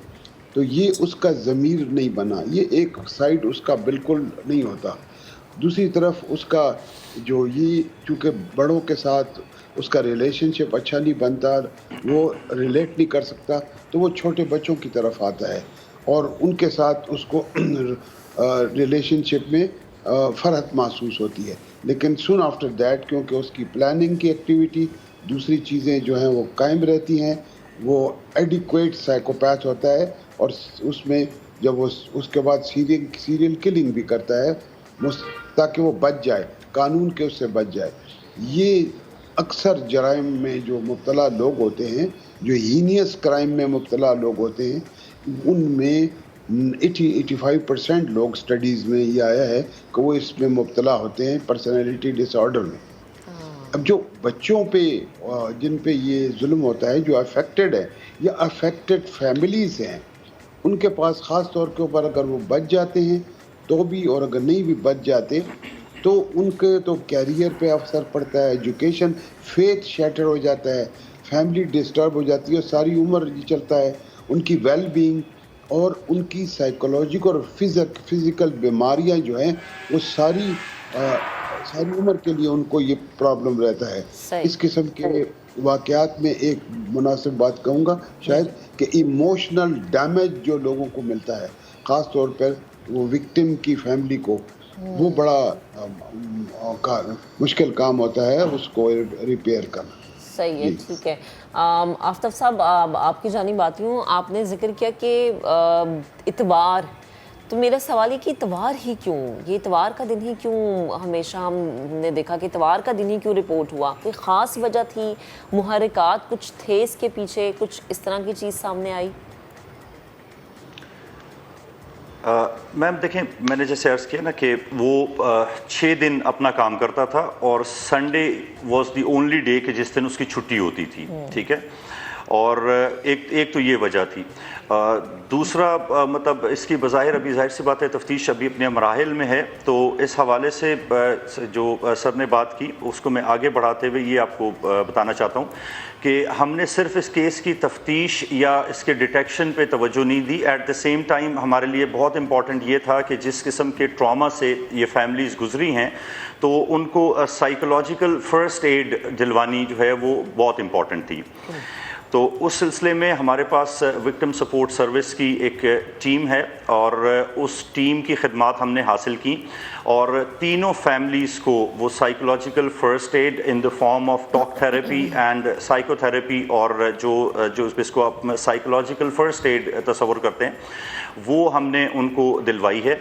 और उसके बाद देखें, हमारे लिए सबसे इम्पॉर्टेंट इस केस के अंदर जो है वो जो लिविंग चाइल्ड है वो है, और उस बच्ची को उस फेज़ में, उस फ्रेम में लेकर आना कि जहाँ पे वो इसकी पॉजिटिव आइडेंटिफिकेशन कर सके और उस आइडेंटिफिकेशन के परेड के मराहिल में उसको जो है वो आइडेंटिफाई कर सके, उसके लिए उसका स्टेबल होना बहुत ज़रूरी है। तो हम एक सेशन हमने उस बच्ची के लिए अरेंज किया था जिस पे जो हमारे क्लिनिकल साइकोलॉजिस्ट हैं उन्होंने आके उनको काउंसलिंग भी की है। वी इंटेंड कि जब हम इसकी मज़ीद आगे उसमें जाएंगे तो उनको मज़ीद भी इस हवाले से हम काउंसलिंग सेशंस लेके देंगे ताकि हम इस केस के वो तमाम पहलुओं से इसको इतना स्ट्रॉन्ग केस बनाएं कि जो कि हम इस केस को कन्विक्शन की तरफ लेकर जाएं। सही, ठीक। काशिफ साहब, बेहद शुक्रिया, आप हमारे साथ मौजूद थे। एंड अगेन आप लोगों को जितना अप्रिशिएट किया जाए उतना, खालिद भी हमारे साथ मौजूद थे, आपका भी सर बेहद शुक्रिया। अब ज़रा आगे बढ़ते हैं। कराची में जुराइम कैसे कम होंगे जब ना अहल लोग भर्ती होंगे? तो जुराइम कम होने का तो सवाल ही पैदा नहीं होता। कराची पुलिस में सिपाहियों की अहलियत पर पूरा ना उतरने वाले उम्मीदवारों को रिश्वत के एवज भर्ती किए जाने का इंकशाफ हुआ है। काशिफ, यासिर हुसैन की आपको रिपोर्ट दिखाते हैं। ये नौजवान कराची पुलिस में भर्ती के उम्मीदवार हैं जिनके पास दस्तावेज हो या ना हो, तहरीरी इम्तिहान पास करने की मतलूबा अहलियत हो या ना हो, वो गार्डन हेडक्वार्टर में इस एतमाद के साथ पहुंचते हैं कि फाइल में पहिए लगाकर वो अपनी हर नाअहली के बावजूद तकर्री का परवाना हासिल कर लेंगे। ऐसा ही एक उम्मीदवार इंदिराज के वक्त मैट्रिक की स्पेलिंग भी नहीं लिख पाया। मैट्रिक लिख सर, मैट्रिक लिख दें, मेरी जान नहीं हो रही, मैट्रिक लिख दें सर। आपको मैं जा रहा हूँ इंशाल्लाह, मेरा मसला है बिल्कुल ना सर। आप लगता है मैट्रिक लिख दें। नहीं, आप बता रहे हैं ना, आप बता रहे हैं मतलब मैट्रिक भी नहीं कर सकते। अरे भाई आप तो नहीं कर सकते। ये ले भाई, ये ले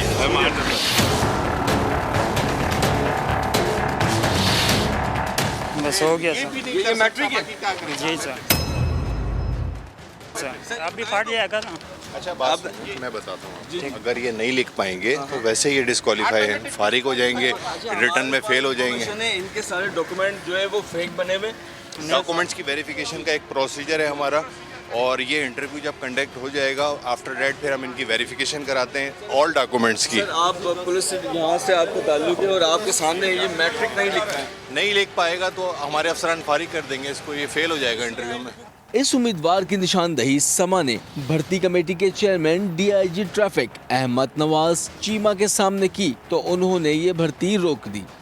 आपने जिस कैंडिडेट की निशानदही की वो बिल्कुल उसी प्रोसेस के अंदर वो पॉइंट आउट हुआ कि उसकी कॉपी के अंदर कुछ भी नहीं लिखा गया था, और जब उसको इंटरव्यू किया गया तो यही पता चला कि बाय चांस वो उसके अंदर पास हो गया था।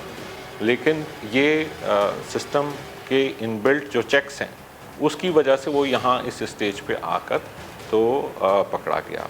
मतलूबा अहलियत ना रखने वाले एक उम्मीदवार की भर्ती तो रुक गई, मगर ऐसे उम्मीदवारों की नया नजरानों की अवज पाल लगाने के लिए एजेंट्स गार्डन हेडक्वार्टर के बाहर मौजूद रहते हैं। ऐसे ही एक एजेंट अबरार ने 60,000 रुपए के एवज जाली तालीमी असनाद तक बनवाकर भर्ती कराने की यकीन दहानी कराई। शुरू में कितने पैसे देने होंगे? आधे पैसे मेरी कोर्स होगी 10 से 15 दिन। अच्छा 2021 का सही है। 1 साल पुराना मिल जाए, जल्दी मिल जाए। 60,000 रुपये कर देंगे। अच्छा सर ये तो बहुत 60 कर देना, मैं आगे बात करूँगा कि भाई ये 10,000 रुपये मैं रख रहा हूँ, और इस रेट में तो पूरे कराची में कोई करते ना, आ जाना सारे पैसे वापस। निजी स्कूल के टीचर अबरार का दावा है कि वो न सिर्फ जाली असनाद बनवा सकता है बल्कि इसका इंदिराज भी बोर्ड ऑफिस में करवा सकता है, ताकि मुलाजमत के किसी भी जांच पड़ताल के मरहले में मुलाजमत के लिए कोई मसला ना हो।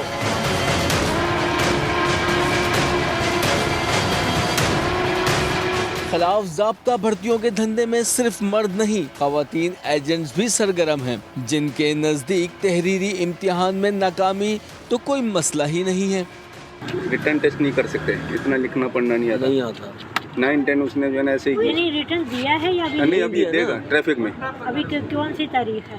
अभी तो आएगी ना, अभी आएगी तारीख। रिटर्न में शायद वो फॉर्म कहते हैं ना वो बिठाने के या ऐसे दिखाने के लिए जाना पड़ता। अच्छा मतलब फिर वो अगर खाली कॉपी छोड़ाएगा तो मसला तो नहीं है ना, तो मैं उनको पहले कह के रखूँगा कि भाई इतने पैसों का 50 से ऊपर लगे रिटर्न का 2 का 50 का। अच्छा वरना बाहर वाले 1-1.5 लाख लेते हैं, लेकिन 50 का मस्त। तो मैं आपको वो स्लिप भेजूंगा, ये हाँ नंबर ले लेना और स्लिप भेज देना। अगर हो सकेगा भाई मेरे तो मैं ओके करूँगी, वैसे मैं वैसे मैं कोशिश करूँगी। मैं आपने इतना सारा करा दिया मेरा। करने कीजिएगा कि पैसे दिए दूसरे दिन क्या मैंने नहीं करवाना, ये आप इसको इस बात को भूल जाए। पता चल गया रिटर्न टेस्ट सही है, फिर मैं वहाँ कॉल कर दूँगी, जिस जगह रिटर्न टेस्ट होगा वो इसे खुद ही फिर होगा। कराची पुलिस में भर्तियों के निज़ाम में करप्शन सिर्फ तहरीरी इम्तिहान तक महदूद नहीं है, बल्कि जिस्मानी टेस्ट में नाकाम उम्मीदवार भी फाइल को पहिए लगाकर भर्ती हो रहे हैं, और एक ऐसे उम्मीदवार को भी जिस्मानी इम्तिहान में कामयाब करार दे दिया गया जिसकी टांग में हादसे के बाद रोड डली हुई थी। कैमरामैन आतिफ कुरैशी और अली मुशर्रफ के साथ यासिर हुसैन, समा, कराची। इंतहाई अफसोसनाक बल्कि इंतहाई अलार्मिंग सिचुएशन है ये, स्पेशली कराची के लिए। अब आप देखें कि जब इस तरह के लोग भर्ती होना शुरू हो जाएंगे तो फिर जराइम कम कैसे होंगे। इसी पर बात करने के लिए यासिर हमारे साथ मौजूद है, हमारे नुमाइंदा यासिर हुसैन। यासिर پہلے تو آپ نے بڑی زبردست رپورٹ بنائی ہے, بہت اچھا آپ نے کام کیا ہے. سیکنڈ اب آپ مجھے یہ بتائیں کہ یہ جن کیسز کی آپ نے نشاندہی کی ان پہ اپڈیٹ کیا ہے؟ جی بالکل مہک, دیکھیں پہلے تو میں آپ کو یہ بتاتا چلوں کہ جیسے ہی ہمیں یہ اطلاع ملی کہ کچھ ایسے نااہل امیدوار, بالکل میں ان کو نااہل بولوں گا کیونکہ جس امیدوار کو اپنا نام لکھنا نہ آئے اور کم سے کم جو تعلیمی سند اس کے پاس میٹرک کی ہونی چاہیے پولیس محکمہ پولیس میں بھرتی ہونے کے لیے, وہ نہ ہو, وہ جعلی بنوا کر جائے تو وہ نااہل ہوگا. وہ وہاں پہنچا اور ہمیں اطلاع ملی تو ہم نے اس کو پکڑا, وہ میٹرک کی اسپیلنگ نہیں لکھ پایا. ہم نے اس کی کمپلین جو ہے وہ DIG ٹریفک احمد نواز چیمہ صاحب کو کی, تو انہوں نے پہلی فرصت میں اس کو بلایا اور اس سے جب ٹیسٹ لیا تو اس کو فوری بے دخل کیا اور اس کے خلاف انکوائری کنڈکٹ کر دی. اچھا میں آپ کو یہ بھی بتاتا چلوں کہ جب ہم کو یہ معلوم ہوا تو ہم نے اس کی تفتیش کرنے کی کوشش کی, تو ہمیں پتہ چلا کہ کس طرح سے یہ ابتدائی ٹیسٹ پاس کر کے یہ فائنل جو انٹرویو ہے وہاں تک پہنچے. ہم نے پہلے پہنچے کلفٹن, جہاں پر ایک نجی اسکول میں جو اپنے آپ کو ظاہر کرتے تھے ٹیچر ابرار نامی شخص, ان تک پہنچے, ان سے ہماری گفتگو ہوئی, ہم نے ان سے ڈیل کی, تو انہوں نے ہمیں بتایا کہ 70,000 روپے میں میں آپ کو میٹرک کی سند بنوا کے دوں گا اور 70,000 روپے میں 9 کی سند. جب 1.5 لاکھ روپے میں یہ 2 سند بنیں گی, اب 1.5 لاکھ روپے ایک نااہل شخص وہ 1.5 لاکھ روپے میں سند بنوائے گا اور پھر 3 ٹیسٹ کے 50,000 روپے, 1.5 لاکھ روپے وہاں رشوت دے گا, 3 لاکھ روپے وہ پولیس میں بھرتی ہونے کے لیے دے گا. اس کے بعد جب وہ ٹریننگ پہ جائے گا, واپس آنے کے بعد تھانے میں اپوائنٹ ہونے کے لیے پیسے دے گا, اس کے بعد جب ڈیوٹی لگانے کے لیے پیسے دے گا, تو وہ ان سب کو پیسے ریکور کرے گا, نہ کہ وہ جرائم کو کنٹرول کرے گا. ایسے ہی کئی جو امیدوار ہیں ہم نے ان کی نشاندہی جو ہے DIG ٹریفک کو ان کے انٹرویو میں کروائی ہے. اس کے اوپر انہوں نے ہم سے وعدہ کیا ہے کہ ان کی انکوائری کریں گے. یاسر یہ ہونا ضروری ہے نا کہ یہ جو وعدہ ہے نا یہ وفا ہو جائے. جی بات مکمل کیجئے گا. یہ وفا ہو جائے, بالکل جی. اچھا میں آپ کو یہ بھی بتاتا چلوں کہ پولیس کے محکمے میں DIG ٹریفک کے مطابق کئی سو اسامیاں جو نشستیں ہیں وہ ابھی خالی ہیں, جس کی وجہ سے سال میں 2 دفعہ محکمہ پولیس جو ہے وہ اشتہار شائع کرتا ہے پولیس میں بھرتی ہونے کے لیے. ایک اشتہار میں 6,000 امیدوار کو جو ہے وہ موقع ملتا ہے, یعنی کہ سال میں 12,000 امیدوار. مگر اس کے برعکس یہ ہوتا ہے کہ ٹوٹل 2 سے 2,500 امیدوار ٹیسٹ کے لیے پہنچتے ہیں. اب ان میں جو قابلیت رکھتے ہیں ان کے پاس یا تو رشوت دینے کے پیسے نہیں ہوتے یا ان کے پاس سورس کے لیے کوئی فون نہیں جاتا, تو وہ پہلے ہی رہ جاتے ہیں. جو نااہل امیدوار ہوتے ہیں وہ جعلی ڈگری بنا کر رشوت دے کے آگے تک بڑھ جاتے ہیں. اچھا اس میں ایک ادارہ جو پولیس نے تھرڈ پارٹی کو دیا ہے وہ ہے PTS یعنی کہ پاکستان ٹیسٹ سروسز, جو کہ ابتدائی ٹیسٹ لیتا ہے تاکہ پولیس کی شفافیت پہ کوئی انگلی نہ اٹھا سکے. پھر آخری جو انٹرویو ہے وہ پولیس کا محکمہ خود لیتا ہے, جس میں انگلش اور اردو کے مضمون لکھنے ہوتے ہیں 100 الفاظ کے. ادھر بھی کئی ایسے امیدوار ہیں جو بھرتی ہو چکے ہیں, لیکن انہیں شاید اپنا نام لکھنے کے علاوہ لکھنا نہیں آتا ہوگا. یاسر بہت شکریہ, آپ ہمارے ساتھ موجود تھے, آپ گفتگو کر رہے تھے. اب یہ وہ ادارہ جہاں پر پڑھے لکھے لوگ ہونے چاہیے لیکن ان پڑھ جاہل لوگ یہاں پر بھرتی ہو رہے ہیں. لیکن اب ایک اس ادارے کی ہم بات کریں گے جو کہ اس وقت کوشش کر رہا ہے کہ جتنا ہو سکے بچوں کو ہم پڑھا لیں. پاکستان سویٹ ہوم کی میں بات کر رہی ہوں, جہاں ہزاروں یتیم اور بے سہارا بچے زیر کفالت ہیں. اور اس ادارے کی خاص بات یہ ہے کہ یہ یتیم بچوں کا کیڈٹ کالج بن چکا ہے, جہاں پر اس وقت سینکڑوں بچے جو ہیں تعلیم حاصل کریں, جن کی تعلیم و تربیت, رہائش, کھانا اور یونیفارم سب کچھ مفت ہے. اس ادارے کے CEO زمرد خان اس وقت ہمیں جوائن کر چکے ہیں, انہیں شامل گفتگو کرتے ہیں. زمرد صاحب بہت شکریہ وقت دینے کے لیے, گڈ مارننگ. سب سے پہلے تو آپ کو بہت مبارک ہو, آپ اتنا زبردست کام کر رہے ہیں, اللہ تعالیٰ آپ کو مزید ہمت دے کہ آپ اس کام کو آگے لے کے چلیں. مجھے بتائیں کہ اس وقت کتنے کیڈٹس ایسے ہیں جو کہ زیر تعلیم ہیں؟ Thank you very much. سب سے پہلے تو میں آپ کا شکریہ ادا کرتا ہوں. آج کا جو نیا دن ہے میں سمجھتا ہوں بڑا خوبصورت دن ہے, کیونکہ آج میں ان بیٹوں تک پہنچنا چاہتا ہوں پورے پاکستان میں, کشمیر میں, GB میں, جو پاکستان شریف اینڈ کووڈ کالج کا حصہ بننا چاہتے ہیں. بیسیکلی یہ سفر تو میں نے بہت پہلے شروع کیا. پاکستان شریف اینڈ کا جب سوات آپریشن تھا, جب محمدی بیت المال تھا, کہ چند بچوں سے ماشاءاللہ شروع کیا, اور آج ماشاءاللہ اللہ تعالیٰ کی مہربانی سے, ہمارے ڈونرز کی مہربانی سے آج پورے پاکستان میں ہزاروں میرے بیٹے اور بیٹیاں ہیں. لیکن جس حوالے سے آج میں بات کرنا چاہ رہا ہوں وہ میرا ایک یونیک پروجیکٹ جو میرا خواب تھا کہ پاکستان میں کوئی ایسا کووڈ کالج ہونا چاہیے جہاں پہ صرف اور صرف ان فرشتوں کی تربیت کی جائے, کیونکہ ان کو میں فرشتہ کہتا ہوں یتیم بچوں کو.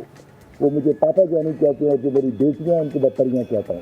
ان فرشتوں کے لیے کووڈ کالج بنایا جائے.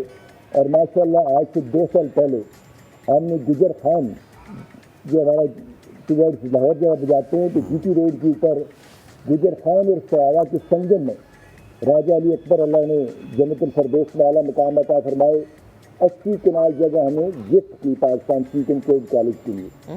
اور آج ماشاءاللہ وہاں پہ دنیا کی تاریخ کا جو پہلا کووڈ کالج ہے جس کے اندر ماشاءاللہ میرے 185 بیٹے زیر تعلیم ہیں, اور ان میں سے ابھی ماشاءاللہ تقریباً 56 بیٹے ایف ایس سی کا ایگزام دے کے اپنی پروفیشنل لائف کے اندر ڈفرینٹ یونیورسٹیز میں اور ڈفرینٹ اداروں کے اندر زیر تربیت ہیں.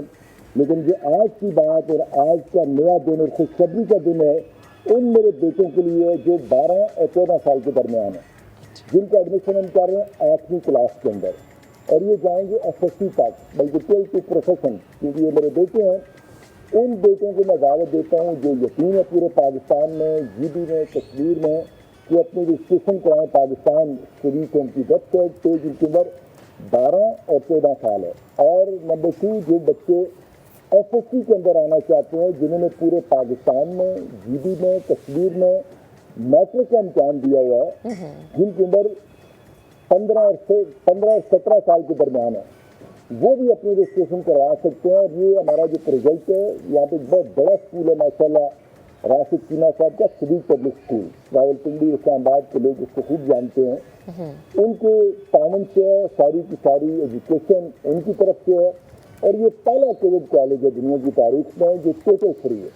اس کے اندر تمام پر تعلیم, تربیت اور ماشاءاللہ پوری کی پوری ٹریننگ.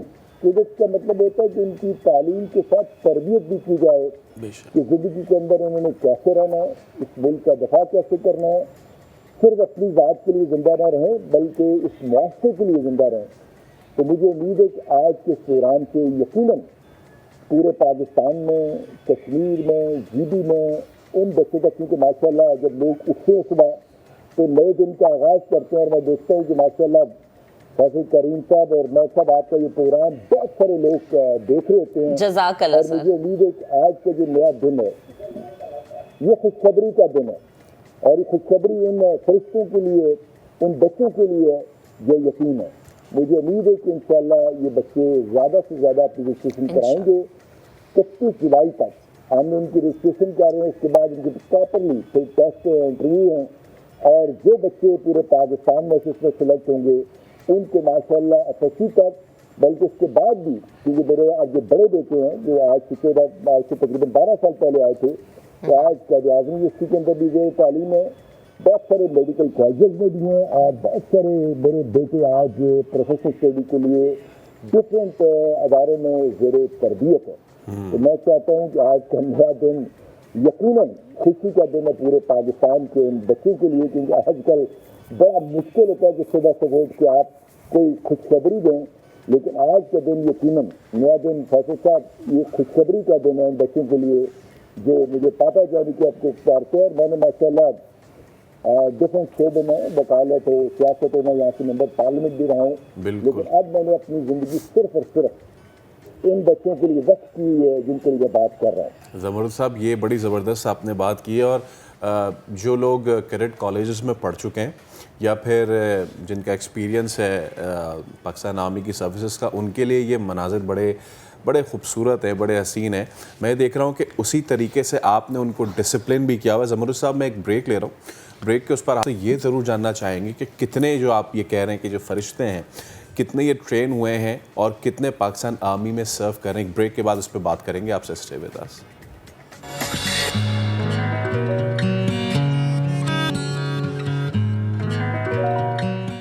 ایک بار پھر آپ کو نیا دن میں خوش آمدید کہتے ہیں، اور جیسے کہ زمرد صاحب آج کہہ رہے ہیں کہ آج کا نیا دن جو ہے بڑا ہی اسپیشل نیا دن ہے، تو زمرد صاحب میں آپ سے یہ سوال کرنا چاہ رہا تھا کہ جتنے بھی آپ نے یہ ہائر کیے ہیں ماشاءاللہ سے، جتنے بھی آپ نے سٹاف ہائر کیا ہے وہ کیسے کیا ہے، وہ کتنے کوالیفائڈ ہیں اور ان کو پرائر کتنا ایکسپیرینس ہے؟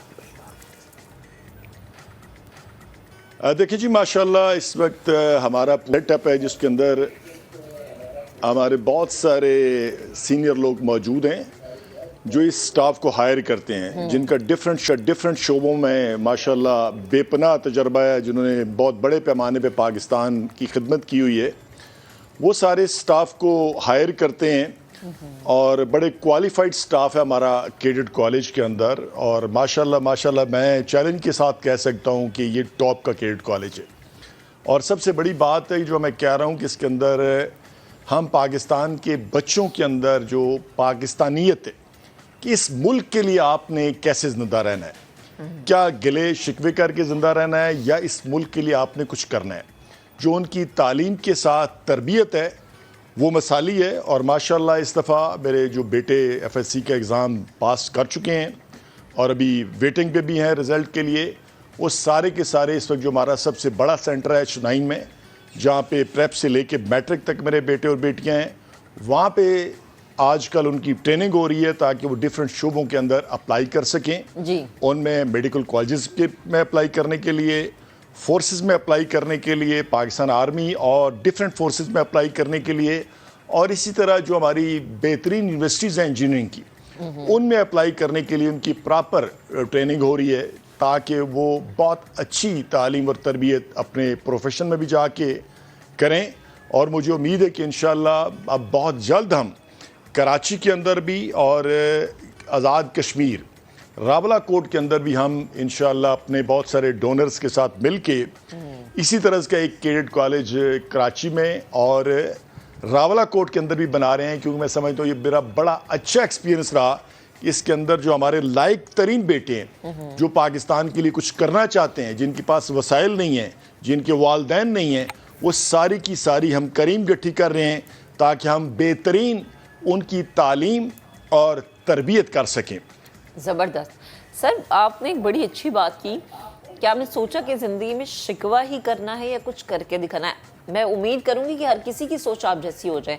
مجھے بتائیں کہ یہ ایک زبردست کام، لیکن کبھی کبھی ہماری زندگی میں ایک ایسا ٹرننگ پوائنٹ ضرور آتا ہے کہ ہم کہتے ہیں کہ نہیں، اب یہ چھوڑ کے مجھے یہ کرنا ہے، یعنی کسی کے لیے کچھ کرنا ہے۔ وہ ٹرننگ پوائنٹ آپ کی لائف میں کیا تھا جو اس طرح ہم نے دیکھا کہ آپ نے اتنے سارے بچوں کو اپنی باہوں میں سمیٹ لیا اور آپ انہیں تعلیم دی؟ مجھے بہت سارے لوگ دیکھیں جی، مجھے بہت سارے لوگ وکالت کے حوالے سے جانتے ہیں کہ ماشاءاللہ میں جب وکالت کا آغاز کیا تو میں 2000 میں جنرل سیکرٹری راولپنڈی بار بنا، اور پھر وکلا کے لیے جو کچھ میں نے کیا وہ آج پوری بار اس کا میں سمجھتا ہوں ثبوت ہے۔ اور پھر 2002 میں محترمہ بے نظیر بھٹو شہید، اللہ تعالیٰ جنت الفردوس میں ان کو اعلیٰ مقام عطا فرمائے، انہوں نے مجھے پاکستان پیپلز پارٹی کا ٹکٹ دیا 2 بڑے لیڈروں کے خلاف راولپنڈی میں، اور یہاں سے میں ممبر پارلیمنٹ بنا بڑی اکثریت کے ساتھ آج سے 20 سال پہلے۔ پھر 2008 میں مجھے چیئرمین بیت المال بنا دیا گیا، اور پھر اس نئی دنیا کی دریافت ہوئی۔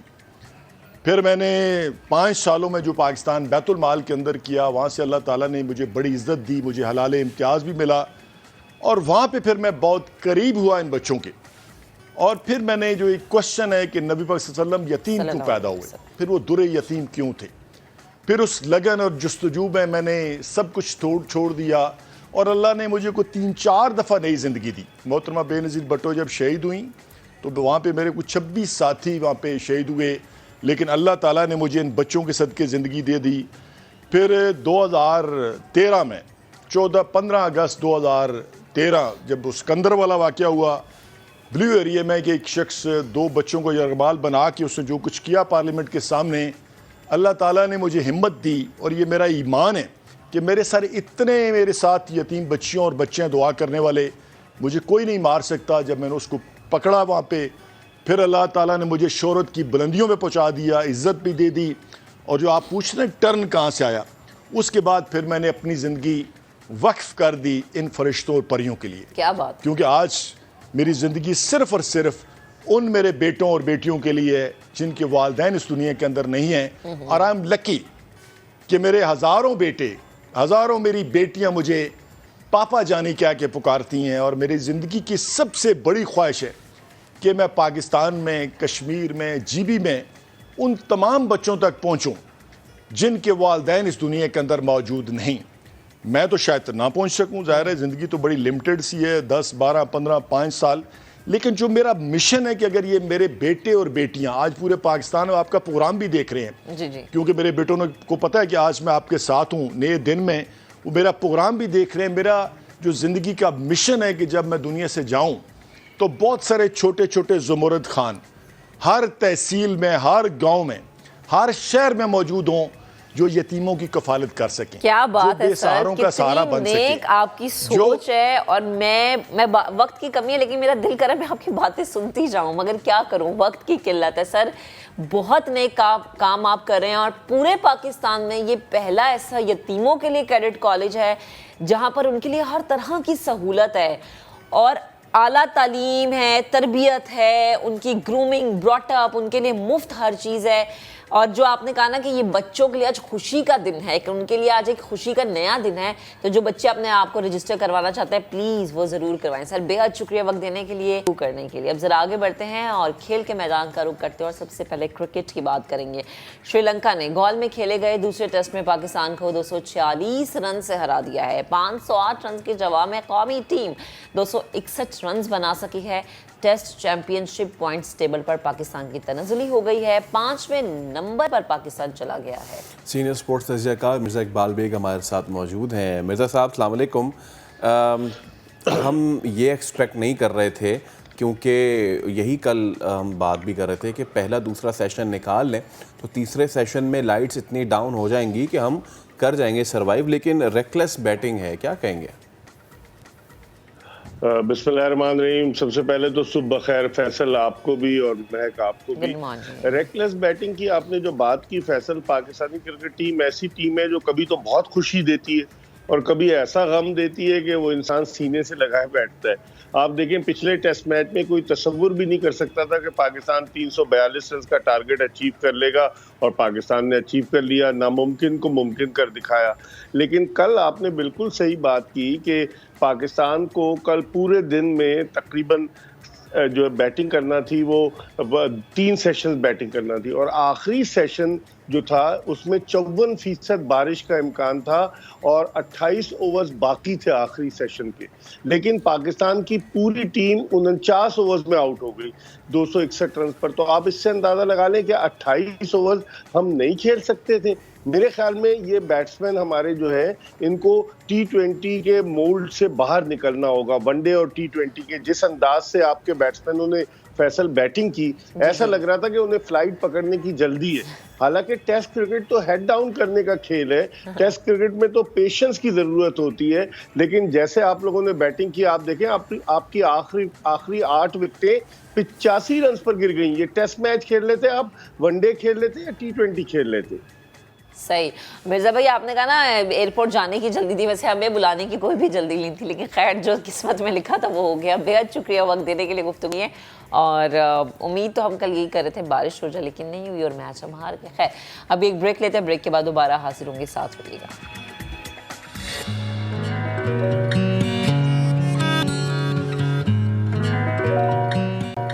ایک بار پھر آپ کو خوش آمدید کہیں گے۔ اسلامی سال کا پہلا مہینہ ہے محرم الحرام۔ کائنات کی تخلیق، حضرت آدم علیہ السلام کی پیدائش، حضرت یونس کی مچھلی کے پیٹ سے رہائی، کشتی نوح کا ٹھہرنا، فرعون کا دریائے نیل میں غرق ہو جانا، موسیٰ کلیم اللہ کی کامیابی سے لے کر نواسۂ رسول کی شہادت تک دین اسلام کے اہم معاملات اسلامی سال کے پہلے مہینے محرم الحرام میں ہی انجام پائے۔ تو محرم الحرام کے حوالے سے بھی بات کریں گے۔ اس کے علاوہ ہم بات کریں گے سیدنا عمر فاروق رضی اللہ عنہ کی، कि जिनका यौम शहादत भी है, अज़ीमुल मर्तबत शख्सियत जिसके लिए आका अलैहिस्सलाम ने फरमाया कि अगर मेरे बाद कोई नबी होता तो वो उमर होता। तो इन दोनों मौज़ूआत पे हम बात करेंगे। हमारे साथ बहुत ही हमारे अज़ीज़ मुफ्ती इरशाद हुसैन सईदी साहब मौजूद हैं। साहब अस्सलाम वालेकुम, बहुत शुक्रिया। और आज क्योंकि जो है वो दो बड़े अहम मौज़ूआत हैं, तो सबसे पहले जो है वो हम हज़रत उमर फ़ारूक रज़ी अल्लाह अन्हु की शहादत के हवाले से गुफ्तगू करते हैं। हम मुख्तलिफ़ अपने जो है वो आइडियल्स बनाते रहते हैं, हम अपने बच्चों को बताते हैं कि फ़लाँ हमारा हीरो है, फ़लाँ हमारा हीरो है, लेकिन असल जो हमारे मज़हबी हीरोज़ हैं उनकी तरफ हम जो है तवज्जो नहीं फरमाते। मैं चाहूँगा कि उनकी सीरत के हवाले से ज़रूर आप कुछ फरमाइए। जी, सबसे पहले तो मैं आपका शुक्रगुज़ार हूँ, आपकी पूरी टीम का, कि चंद कलिमात के लिए मुझे मौका दिया। हज़रत उमर बिन ख़त्ताब रज़ियल्लाहु तआला अन्हु, यकीनन इस बात में कोई शक नहीं कि आप इस्लामिक हीरोज़ हैं, और ऐसे हीरो हैं कि जिन जैसा कोई और नज़र नहीं आता। और ये हमारे आका व मौला हज़रत मोहम्मद मुस्तफ़ा सल्लल्लाहु अलैहि वसल्लम की तरबियत और आपके फैज़ और तज़किया का, तालीम और तरबियत का शाहकार है कि आपकी सोहबत में बैठने वाले जिस किसी हस्ती को देखते हैं वो अपनी मिसाल आप नज़र आता है, और उन जैसा कोई और नज़र नहीं आता। तो हज़रत उमर बिन ख़त्ताब रज़ियल्लाहु तआला अन्हु, आप की शहादत के बारे में ये है कि आपके ऊपर जो अबू लुअलुअ फ़िरोज़ नामी एक शख्स ने जो हमला किया नमाज फ़जर के अंदर, वो ज़िलहज की आखिरी तारीख़ों में था, और मारूफ़ रिवायत के मुताबिक आपकी तदफ़ीन चूँकि पहली मुहर्रमुल हराम को हुई, तो इस एतबार से पहली मुहर्रमुल हराम को आपका यौम शहादत मनाया जाता है। तो हज़रत उमर बिन ख़त्ताब रज़ियल्लाहु तआला अन्हु एक दुआ किया करते थे, और वो दुआ बड़ी अजीब थी कि बारी ताला मुझे अपने हबीब सल्लल्लाहु अलैहि वसल्लम के शहर में मौत अता फरमा, और मुझे अपने रास्ते में शहादत नसीब फरमा।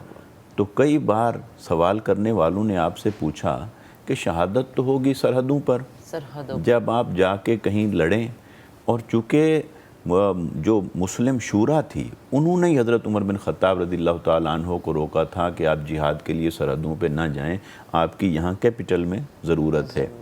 तो फिर किसी ने जब ये पूछा भी आप बाहर आप वहाँ जाएंगे नहीं तो यहाँ शहादत कैसे होगी, ये तो अमन है और हरम है।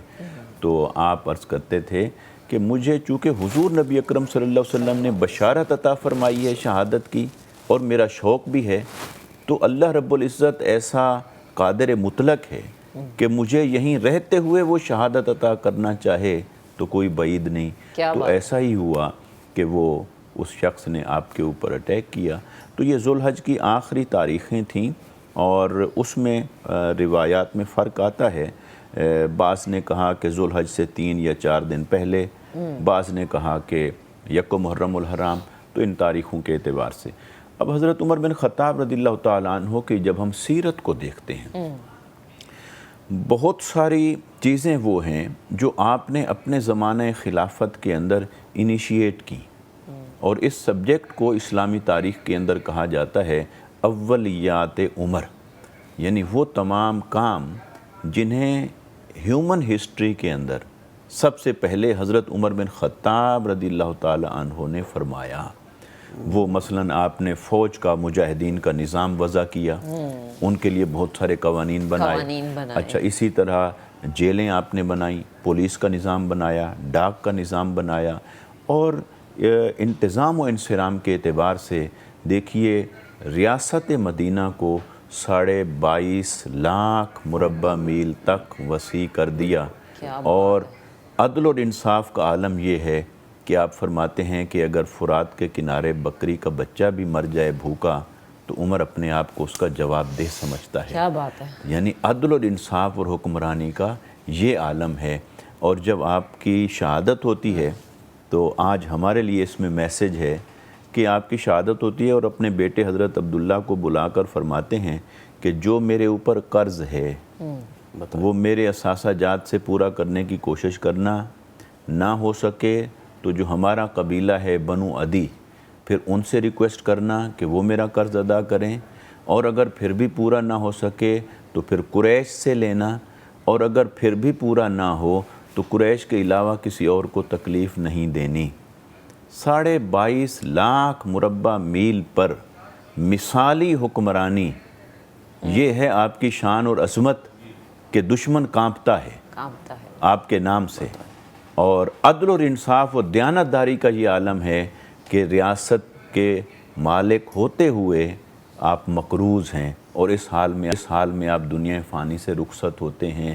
یہ وہ کردار تھا جس کی وجہ سے پھر اللہ رب العزت نے ان کو یہ شان اور عظمت بھی عطا فرمائی۔ کیا بات ہے۔ اچھا مفتی صاحب، آپ نے عدل و انصاف کی اور قوانین کی بات کی، آج بھی حضرت عمر فاروق کے بنائے ہوئے یہ قوانین یو کے میں ہم دیکھتے ہیں کہ پڑھائے جاتے ہیں باقاعدہ۔ جی بالکل۔ لیکن ہمارا ملک اسلامی جمہوریہ پاکستان، یہاں پر ہم وہ قوانین دیکھتے نہیں ہیں، یہاں پر نہ ہمیں پڑھائے جاتے ہیں۔ بحیثیت مسلمان ہمیں پڑھائے جانے چاہیے، اور ہماری جو موجودہ اس وقت سیاسی نظام ہے، بہت کچھ سیکھنے کی ضرورت ہے اس خلافت سے، اس طریقہ خلافت سے، ان قوانین سے، لیکن بدقسمتی ہے کہ ہم سیکھتے نہیں ہیں۔ یقیناً انفارچونیٹ ایسے ہی ہے، اور جیسا آپ نے یہ کہا کہ یو کے یا عالم مغرب، عمر لاز کے نام سے بہت ساری ان کی اصلاحات ایسی ہیں جو انہوں نے حضرت عمر بن خطاب رضی اللہ تعالیٰ عنہ سے حاصل کی، اور ہمارا المیہ یہ ہے کہ ہم سے دنیا سیکھ کر کہاں سے کہاں پہنچ گئی ہے، اور جن کا اثاثہ تھا اپنا، تو ہماری حالت یہ ہے کہ ہم اسے بھلائے بیٹھے ہیں اور اسے اپنی عملی زندگی میں پریکٹس کرنے کے لیے تیار نہیں ہیں، اس لیے ہم زوال کا شکار ہیں۔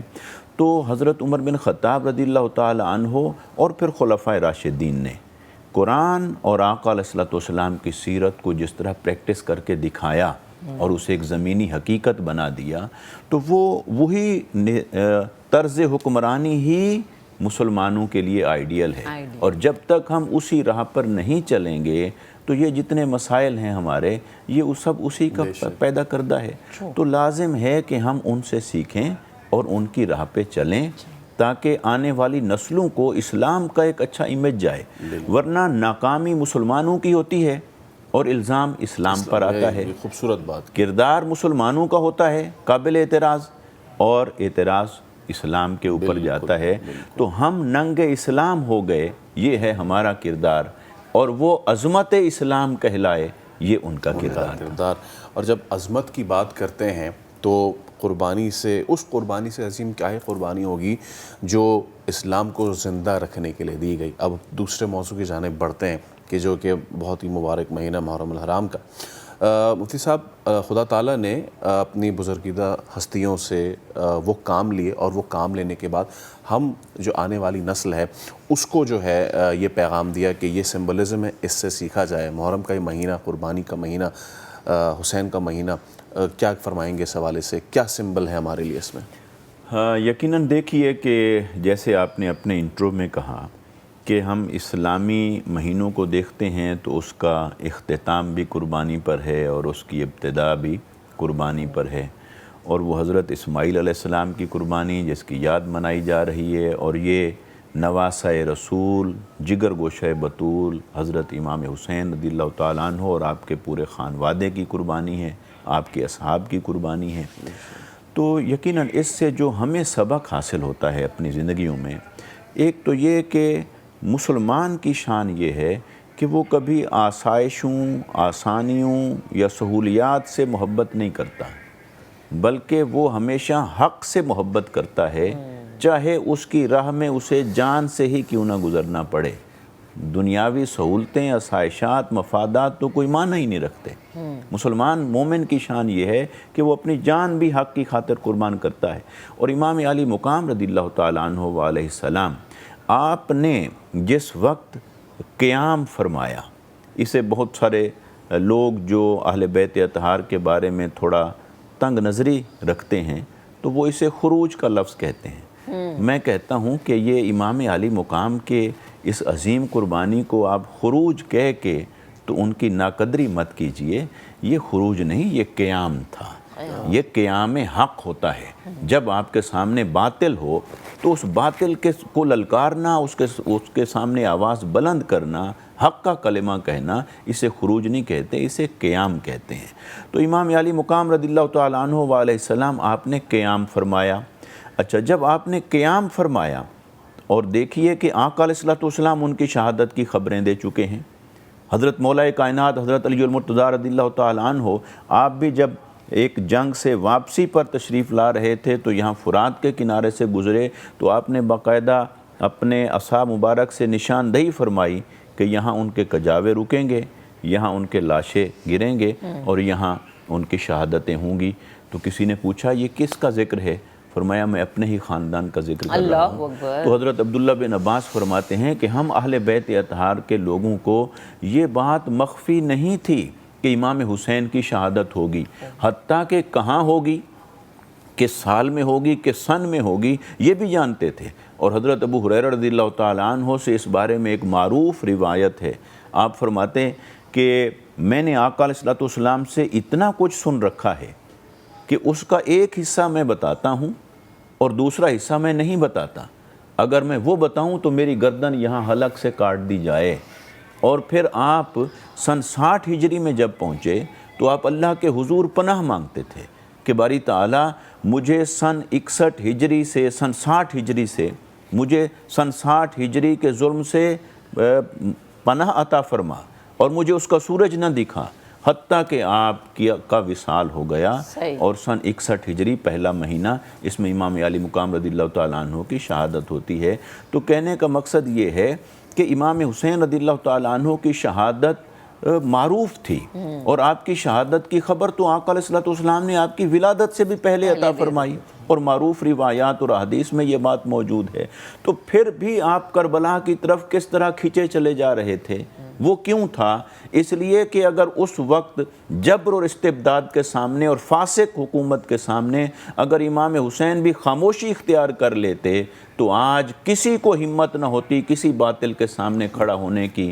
تو امام علی مقام نے قیامت تک کے لیے اسلام کو زندہ کر دیا، دین کو زندہ کر دیا اور اہل حق کو وہ حوصلہ دیا کہ قیامت تک وہ قربانیاں دیتے رہیں گے اور امام علی مقام کی پیروی کرتے رہیں گے۔ زبردست مفتی صاحب، بے حد شکریہ وقت کرنے کے لیے، بے حد شکریہ ہمارے ساتھ موجود تھے۔